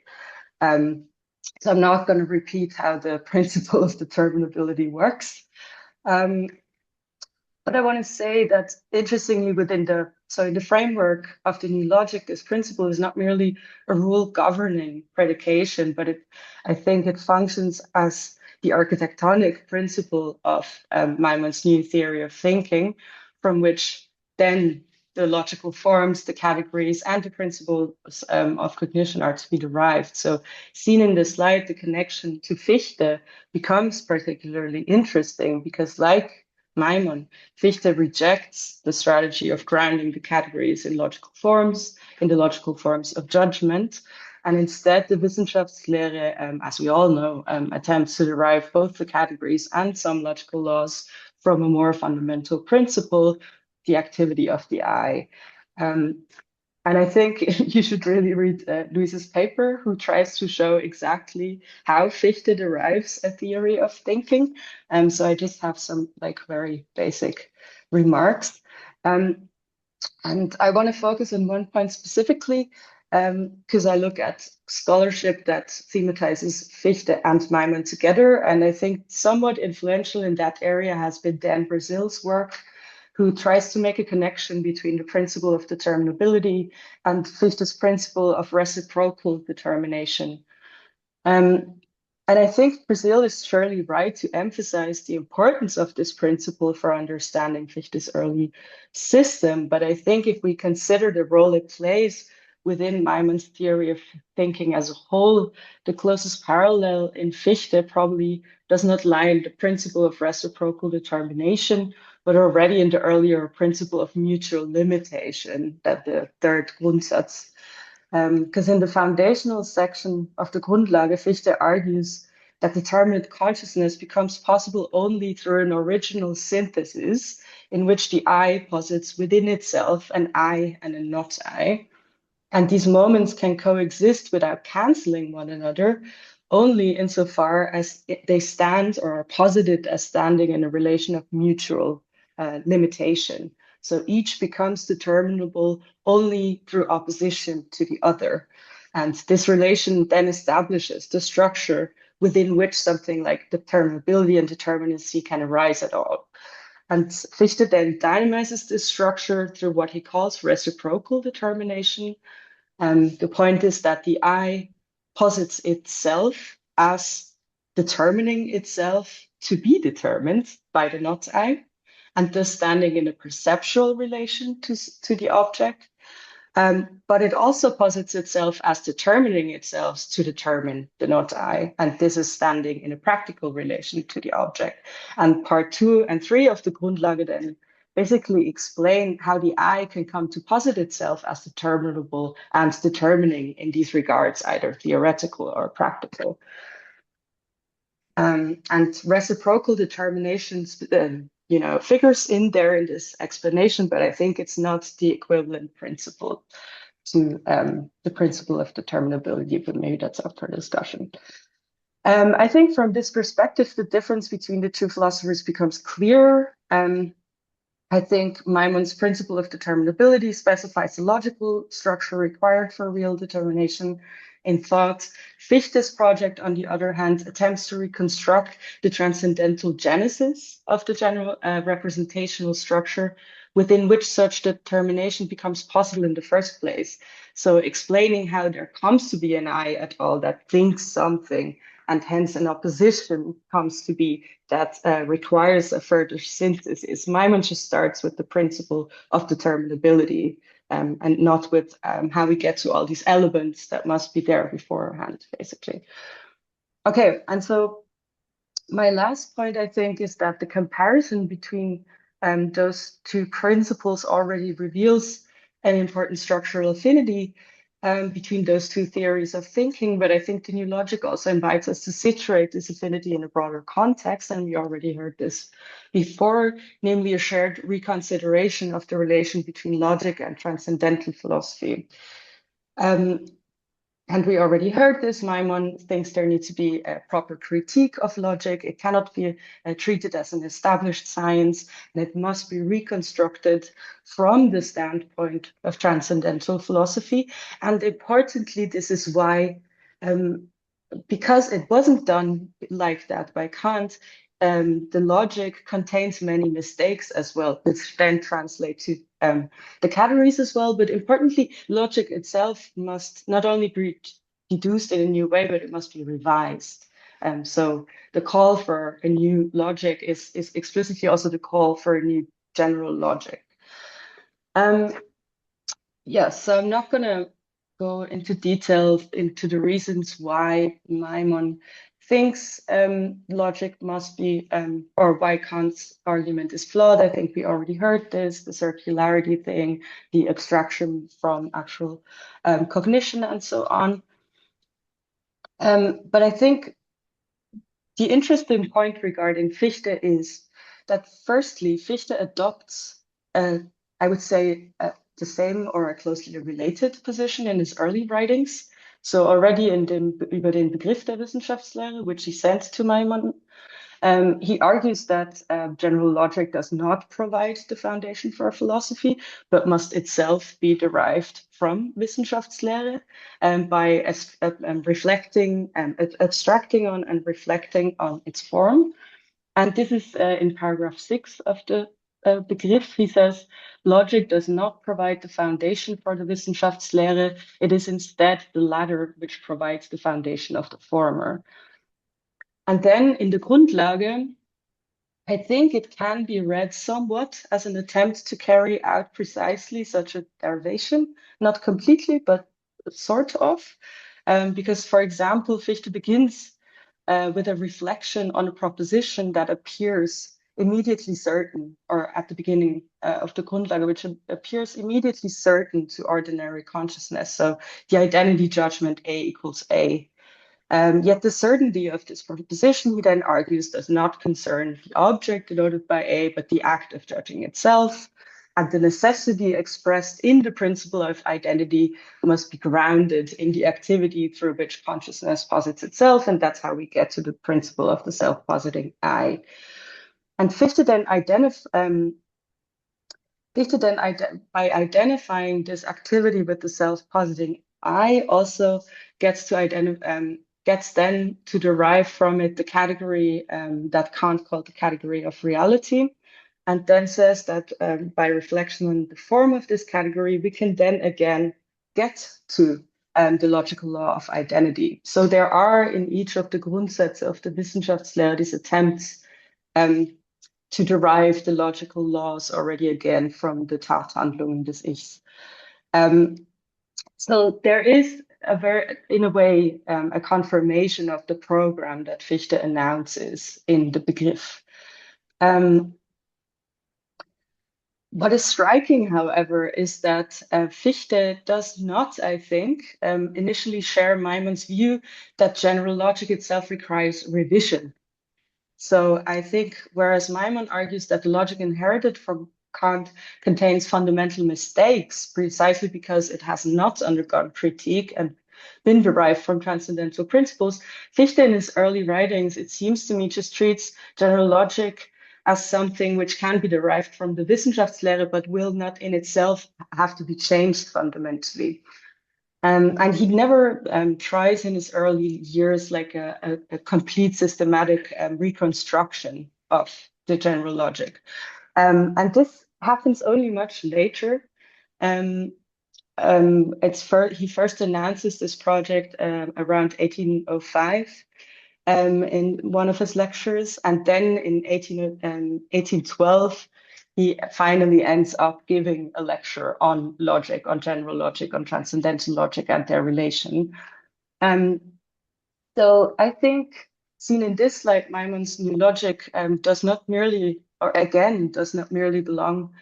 as something that belongs to the background of post-Kantian philosophy. I think it has to be read as an early and particularly radical, and maybe for a while the only attempt to formulate a new logic, a new general logic that is grounded in transcendental philosophy. Yeah, so I think that's all I wanted to say. Good. Okay, very well. Thank you very much, Elsja. Yeah, thank you. Okay, Tim. Would you like to make some comments? So we have maybe 15 minutes for the Q&A. So if you could keep them very short so that some others can also participate in the discussion.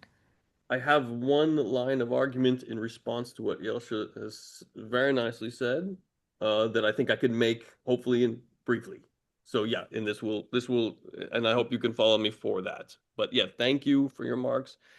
Thank you also for beginning with Peter Thielke's article and the quote that you gave, which I know and like. So, and that I'll just briefly comment on that in a way that will lead me to try to emphasize a difference that I see between Fichte's and Maimon's position, Maimon in the new logic, right, in their positions, that may be nice to mention, right? So, great. Yeah, Thielke's portrayal of Maimon as sort of an internal skeptic of Kant's program, right? Directing himself to what we've already sort of mentioned, the difficulties with the idea that we have, concepts and relationships to intuitions, and that characterizes the essence of our cognition or something like this, right? I just want to mention that in my reading of Kant's Critique of Pure Reason, I do think that the concept intuition duality has an interesting logical motivation, and that came out to me thanks to Maimon's work. And that's simply because Kant, when it comes to questions of the syllogistic, he subscribes, and it's obvious, and it's of course he would, to what you might call the orthodox dictum semantics of the syllogistic, right? And I go into this in the book, and that is simply that, if for example all A is B is to be true, everything that falls under A would also fall under B, right? So if you begin like Kant does, without trying to make no metaphysical presuppositions except the fact that we do in fact make true judgments about the world, and you have that logical picture, on the one hand, you're going to have a doctrine of judgment, which has to do with the relations of categories, which are always, general. And on the other hand, because you have the orthodox dictum semantics where, all A is B, if everything that falls under A falls under B, you're going to also have a doctrine of sensible intuition, the transcendental aesthetic, in which, you account for the forms or the ways in which things in the world, individual things that are not general, can fall under, right? And so I do believe there's an interesting logical motivation to Kant's, division already. The interesting thing is Maimon, when he comes to justify logic anew, will not have the orthodox dictum semantics. He will have something that I found, actually with the help of Itzhak in the work of Marco Melink, called the heterodox dictum semantics, in which, the validity of these judgments and their relations to each other depends upon conceptual relations of reflexivity and transitivity only, right? That mean that Maimon and the new logic is then totally conceptual? No, as I've tried to say, I believe that, in his reflection, he's considering the relationship between a thought object and an object given to us. And it is his reflection on that relation, which does involve concept, intuition, duality, which then gives him the heterodox dictum semantics justification of logic. By the way, when he says general logic must be developed with respect to transcendental logic, but independent of it, I think that's where the deep sense that independence lies, because the orthodox dictum semantics is caught up in all problems of like existential import, right? Whether objects do or don't exist and do actually or not fall under our concepts. But Maimon's logic does not depend upon that. It's very interesting, right? So I'll just say that, and that will lead me to my final remark, that when Maimon in his reflection is considering the relationship between the thought object and the object about which we are thinking, he's not like Fichte. He's not saying the imagination must produce the object. What does the imagination produce? It produces the thought object of the object, but it doesn't produce the object, right? Earlier Maimon may have been different, right? Maimon in the essay 1790 may have been different, and he probably was in an interesting way. He certainly was. But to my reading of the new logic, that's a key difference, right? And it does have to do with Maimon's real understanding of Fichte's logic. So I'll just say that. I'll make that. I hope that's brief enough. Not too. And thank you very much, all of you, for remarks. And by the way, Yelsha, for your review of my book, very generous of you to do that. So thank you. Thank you. Sure. We'll talk more about that. Yeah. Thanks. Thanks again. Okay. Great. So now we have some time for questions from the audience. Farad. Hello, I hope you hear me well. Thank you so much for the book. Congratulations, actually. Looking forward to reading it, and I agree with others that it's a great gift, and I'm sure it will open up space for further research on Maimon, at least in the Anglo-Saxon world. I have a lot of comments, but I know I should keep it short. I wanted to, as a follow-up on Yelsha's review of your book, I noticed maybe a point of disagreement between you and Yelsha, because it seemed to me, and that's my first question, the continuity or departure between Versuch and new logic.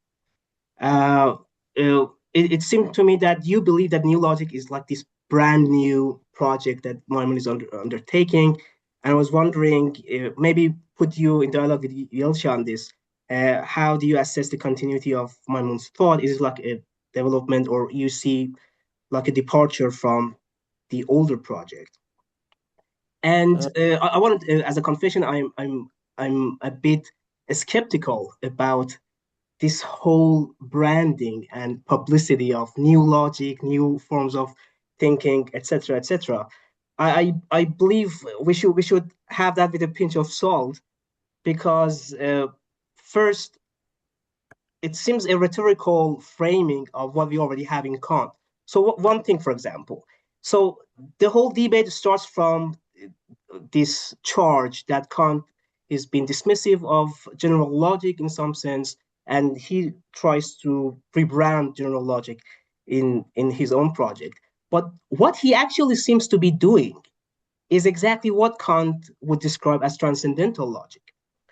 So I'm not sure if this just it's a fight about words, how the kind of logic that Maimon is doing here different from, I'm sure there are many differences with transcendental logic, but the project which underlies both seems similar to me. The leading question for Maimon, as all of you are describing here, is this thought that, okay, Kant believed that the categories are complete. He had like guiding thread, and Maimon's solution is principle of determinability. And I'm not sure if that principle is is it any different from Kant's categorical judgment? How this principle is different from Kant's categorical judgment? Second, if it's not categorical judgment, is it principle of sufficient reason? And because Maimon is so fond of this, I know in his letters and previous thoughts, we can talk about that. And if at any point the role of intuition is smuggled in Maimon's discussion, we again are back to transcendental logic. So the charge against Kant that his general logic is such and such seems to be a detour to transcendental logic to me. So it seems to be a battle about rhetorics here. Okay, Farhad, I think that's a great point. Maybe you can conclude here? Yes, I'm done. So maybe we can talk later. So the role of intuition, and also I wanted to talk about ideas of understanding, which might be missing here. I'm done. Thank you. Okay. Great question. So one disagreement between Yelsha and myself: continuity. Is there a greater continuity or is there a greater discontinuity between the works? One, great question. Two, what's new about the new logic? Why all this lingo about newness? Should we believe it? Three, yeah, more about the principle of determinability. Great. So one, I would say, yeah, I mean, wonderful. Yeah, I mean, okay, look, I agree with Yelsha that Maimon's problems with Kant's logic, right, are explicitly stated in the essay on transcendental philosophy, right? Yes, there are problems with it. The categories seem to be wrong because the forms of judgment are wrong. There is, again, as she stated, a sort of an abstraction of one for the other, or an unjustified and a bad circularity between the forms of judgment and the categories. Yeah, he says all these things in the essay, right? And so therefore, is there greater continuity between that work and the other works? And I mean, that's the reason why I started by really trying to specify what the details of Maimon's reflection are in the new logic. Because then you would have to ask yourself, does he do that reflection in, the Strife Orion? Does he do it in the World Soul? Does he do it in the essay on transcendental philosophy? And he does, to my mind, he does not. Where is the principle of determinability in the essay on transcendental philosophy? To my mind, he uses it. It does have some structure to it in its relationship to the other categories, but it would be totally wrong to say that it is there in what you would have to call an immanent reflective analysis, right, on cognition. That's not the direction he takes it in. He's doing, I think, a construction of a metaphysical, program in the essay of 1790. It sort of has an ad hoc place, to my mind, between the relationship of the finite intellect and the infinite intellect. And therefore his proofs of it, to my mind, in the essay of 1790 are rather circular in a bad way, right? And that's why he says there that I don't believe this principle of determinability will ever be overturned by induction. He says that, which is something he would not say in the new logic.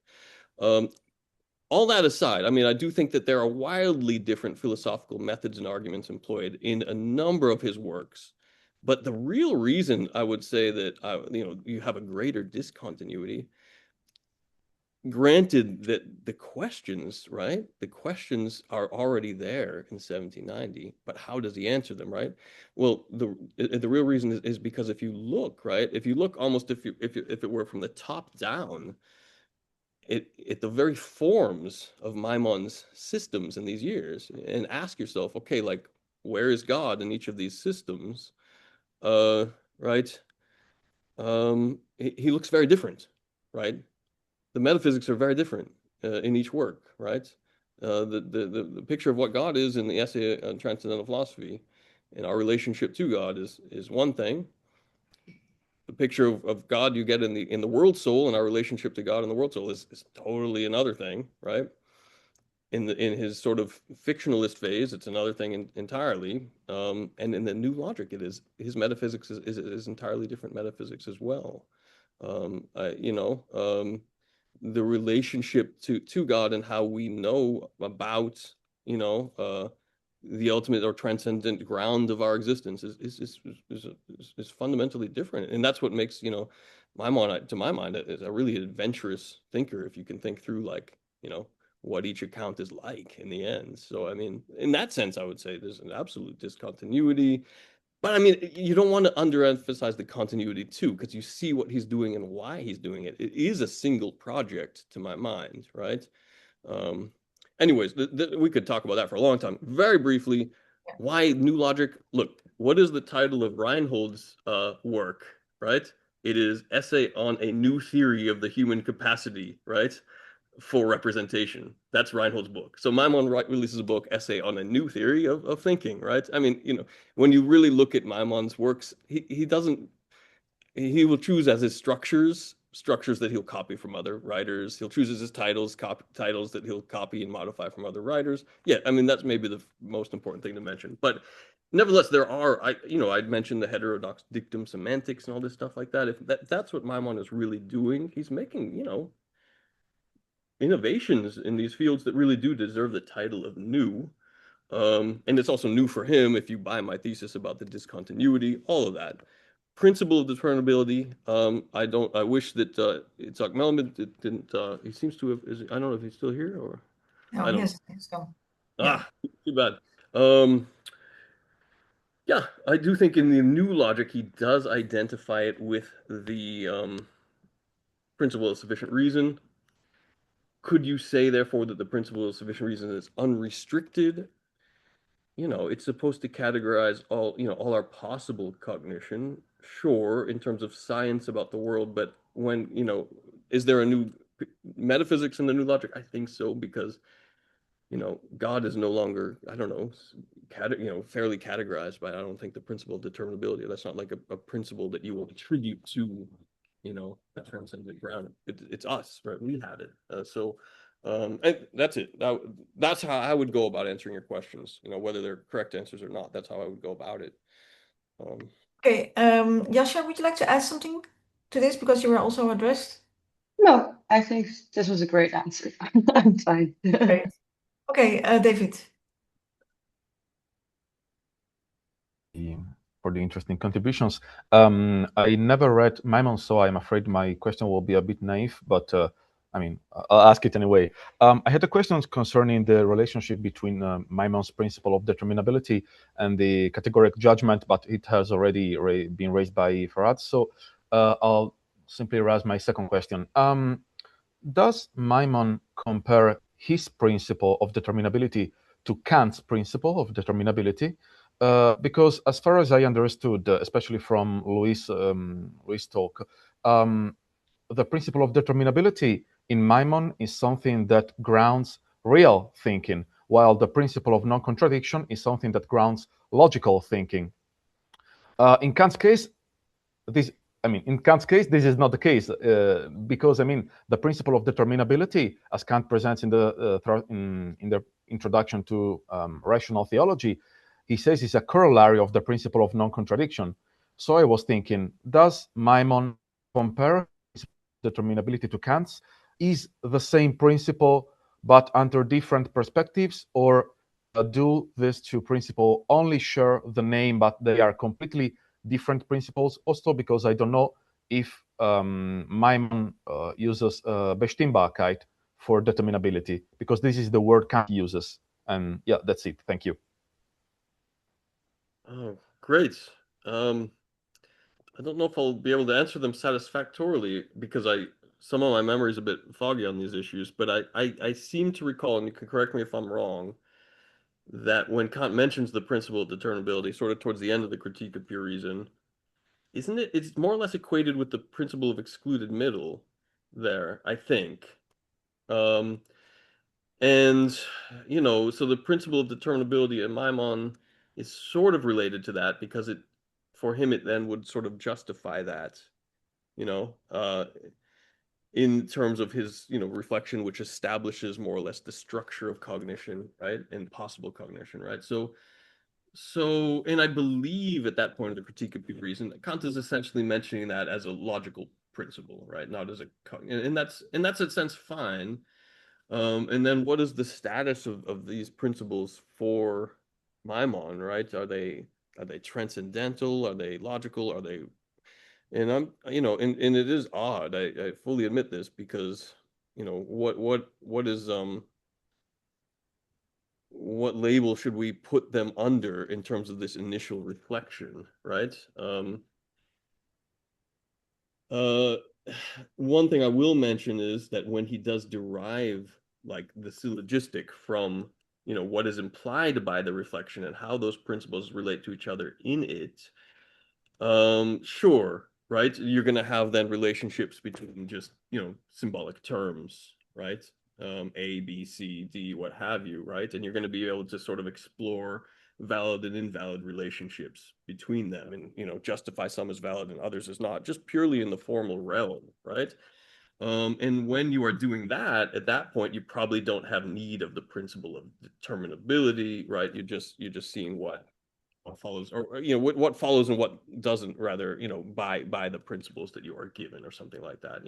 You know, so that's all becomes formal symbolic, like, manipulation that you can do according to the principles. Yeah, I mean, and when I said to Lewis earlier, like, oh, I think the reflection is transcendental, you know, that's something I think, you know, you can determine in terms of the final metaphysical picture that the work gives you, right? You know, if you read the book, you can maybe then really argue with me about the interpretation, and then that would be great. But I do believe that Maimon ends up being a type of realist, where he'll have, on the one, you know, it's another version of Kant's, you know, transcendental idealism and empirical realism, right? You don't just have one, you have both. So he has, you know, the subject of us as cognizing subjects, we are transcendental, but in relationship to an empirical reality. And he does it to the end, to a transcendent ground of both. And I think that's one way he differs from Kant, is in saying, I have no reason to treat that inference to God as such a ground, as outside the bounds of cognition, right? But doing that cements our status, as it were, as transcendental, right? As in some sense, you know, transcending the empirical, but in some sense, you know, not being transcendent, or something like this. You know, so that, I don't want to go on for too long. I hope that helps a little bit. Thanks. Yep. Thank you. Okay, Luis, please. Yeah, so just in relation to David's question, so I don't know about Kant's engagement with the principle of determinability in the text you mentioned, but I just want to suggest a parallel between Maimon's principle of determinability and something that Kant does in the Critique of Pure Reason. So in the system of principles, Kant draws this distinction between the supreme principle of all analytic judgments, which is the principle of non-contradiction, and the supreme principle of all synthetic judgments. And here we are moving from a pure logical use of the understanding to a more, so to say, real one. Of course, the principle of all synthetic judgments for Kant is the possibility of experience. And this is very much related to intuitions. But this is not the case for Maimon. So Maimon is almost trying to formulate a criterion for a real use of the understanding within the structure of thought, without engaging with intuition. So it's almost as if he was trying to formulate a principle of all synthetic judgments that is not the possibility of experience, but is more internal to thought itself. And this would go more in this direction of determinability. I think that here you can have some parallel, but also a significant difference in the way they are going about this. Yeah. So, but if I may, so that would be going back to a more rationalistic account of cognition. Yes, in a way. That can be achieved by means of thought alone, such that we can determine whatever we want to determine, including objects, by means of the intellect. Yes, which is precisely the notion of determinability that Kant opposes. In a way, and just a brief comment about the principle of sufficient reason that Farhad mentioned, because I think there is a lot of work to be done here about this sufficient reason after Kant, because if you go back to Fichte's Grundlage, you see that he will associate the three principles with three logical principles. The first two are identity and non-contradiction. And if you only have the first two, you don't have content, you don't have a contentful thought. But then when you have the third principle, is the first time you have thoughts with content, and he will associate the third principle with the source of the principle of sufficient reason. So the third principle for Fichte is the foundational synthesis, and he will associate this with his version of what would be the principle of sufficient reason. And I think that Yelsha is also right in comparing Fichte's third principle with Maimon's principle of determinability. I think they're all related. So Fichte's third principle, Maimon's determinability, and this transformation of the principle of sufficient reason, I think it is all related here, and there is a lot of work to be done on this, in my opinion. Yeah. Okay, very well. So, Yasha? Yes, I have just a small question for Tim about the two Fichte letters. So I think sorry, about the two letters Maimon sends to Fichte, because I'm not sure anymore. But anyway, so in one letter, he both times emphasizes that they're getting at the same thing, but one does it from above to down, and the other does it from below up. And it seems to be that once when he says, like, when he tries to describe what he's doing, he's looking for Lowe's principle. He thinks it's about the principle for the criterion for real thinking. But the second time, when he describes what he is doing as opposed to what Fichte is doing, it's not clear to me what he means there, because he says Fichte goes from science in general downwards, and he does the opposite thing. But it doesn't seem to me like there he too means the principle of determinability. And I think you suggest in a footnote that it might be, the Plan and a neuen Wissenschaft and so on, where he seems to have this program of actually telling the concrete sciences what they're supposed to do and what they have to find in order to develop. And I wanted to hear your thoughts on this. Oh, great. I know it's a very specific point, but maybe you have thoughts on it. It's a specific point, but I think it's probably a very important one, right? Because I think that's what I'm trying to get at this whole time is Maimon is in this interesting position of saying, no, like, I'm going to conduct what I view as the correct, determination of the principles of cognition. And he uses a term that Reinhold also uses and Fichte uses, reflection. I'm going to do a reflection. But Maimon's reflection presupposes, right? And this is almost why I go back to the Theaetetus, like Maimon's reflection presupposes, that we already do have a lot of cognition that we more or less fairly hold to be valid. Like, that's why, so, Euclidean geometry, for example, like we already take, statements in that to be valid or invalid. We need sciences there, like already operative and going, and we need to be pretty confident that they're valid about what they do. And the reflection is then there, right? It says, like, look, it's imminent. That's what I mean by it's an imminent reflection to the cognition that we presume we already have. That's Maimon. He really does this, and that's why he starts with a decahedron. Like I never read that far in Euclid. I've only read the first couple books. I haven't read about the third dimensional figures, the three, but that's what he chooses as his example to reflect upon, or the cycloid, right? So yeah, he wants to go from below to above, and that's just, I think, how he does it. And I do think he has his reasons for believing that if you can't get it right, you can't get the critical philosophy right unless you do that, right? And I do, trying to motivate him and say Maimon has a real good point there, that we can prefer Maimon's, direction to Reinhold and Fichte if we can make arguments to that direction, and that's what I've been trying to do.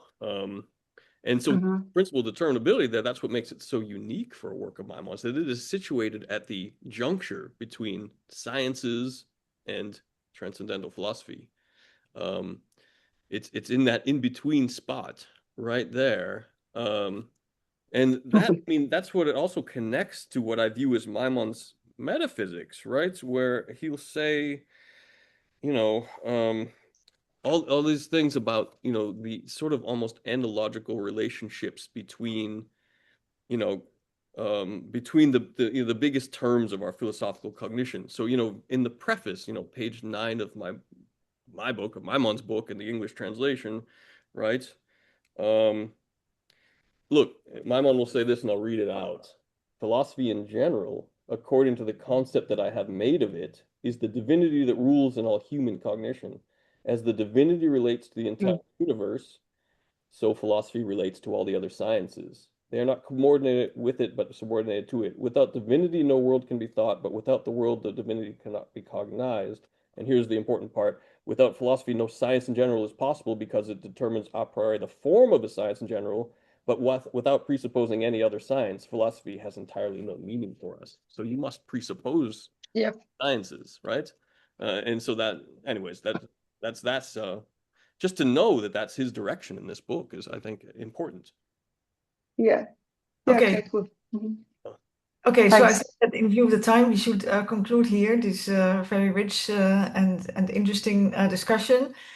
So before we thank once more our speakers, I would like to mention the next session, which is going to be on Fichte on 2nd of April.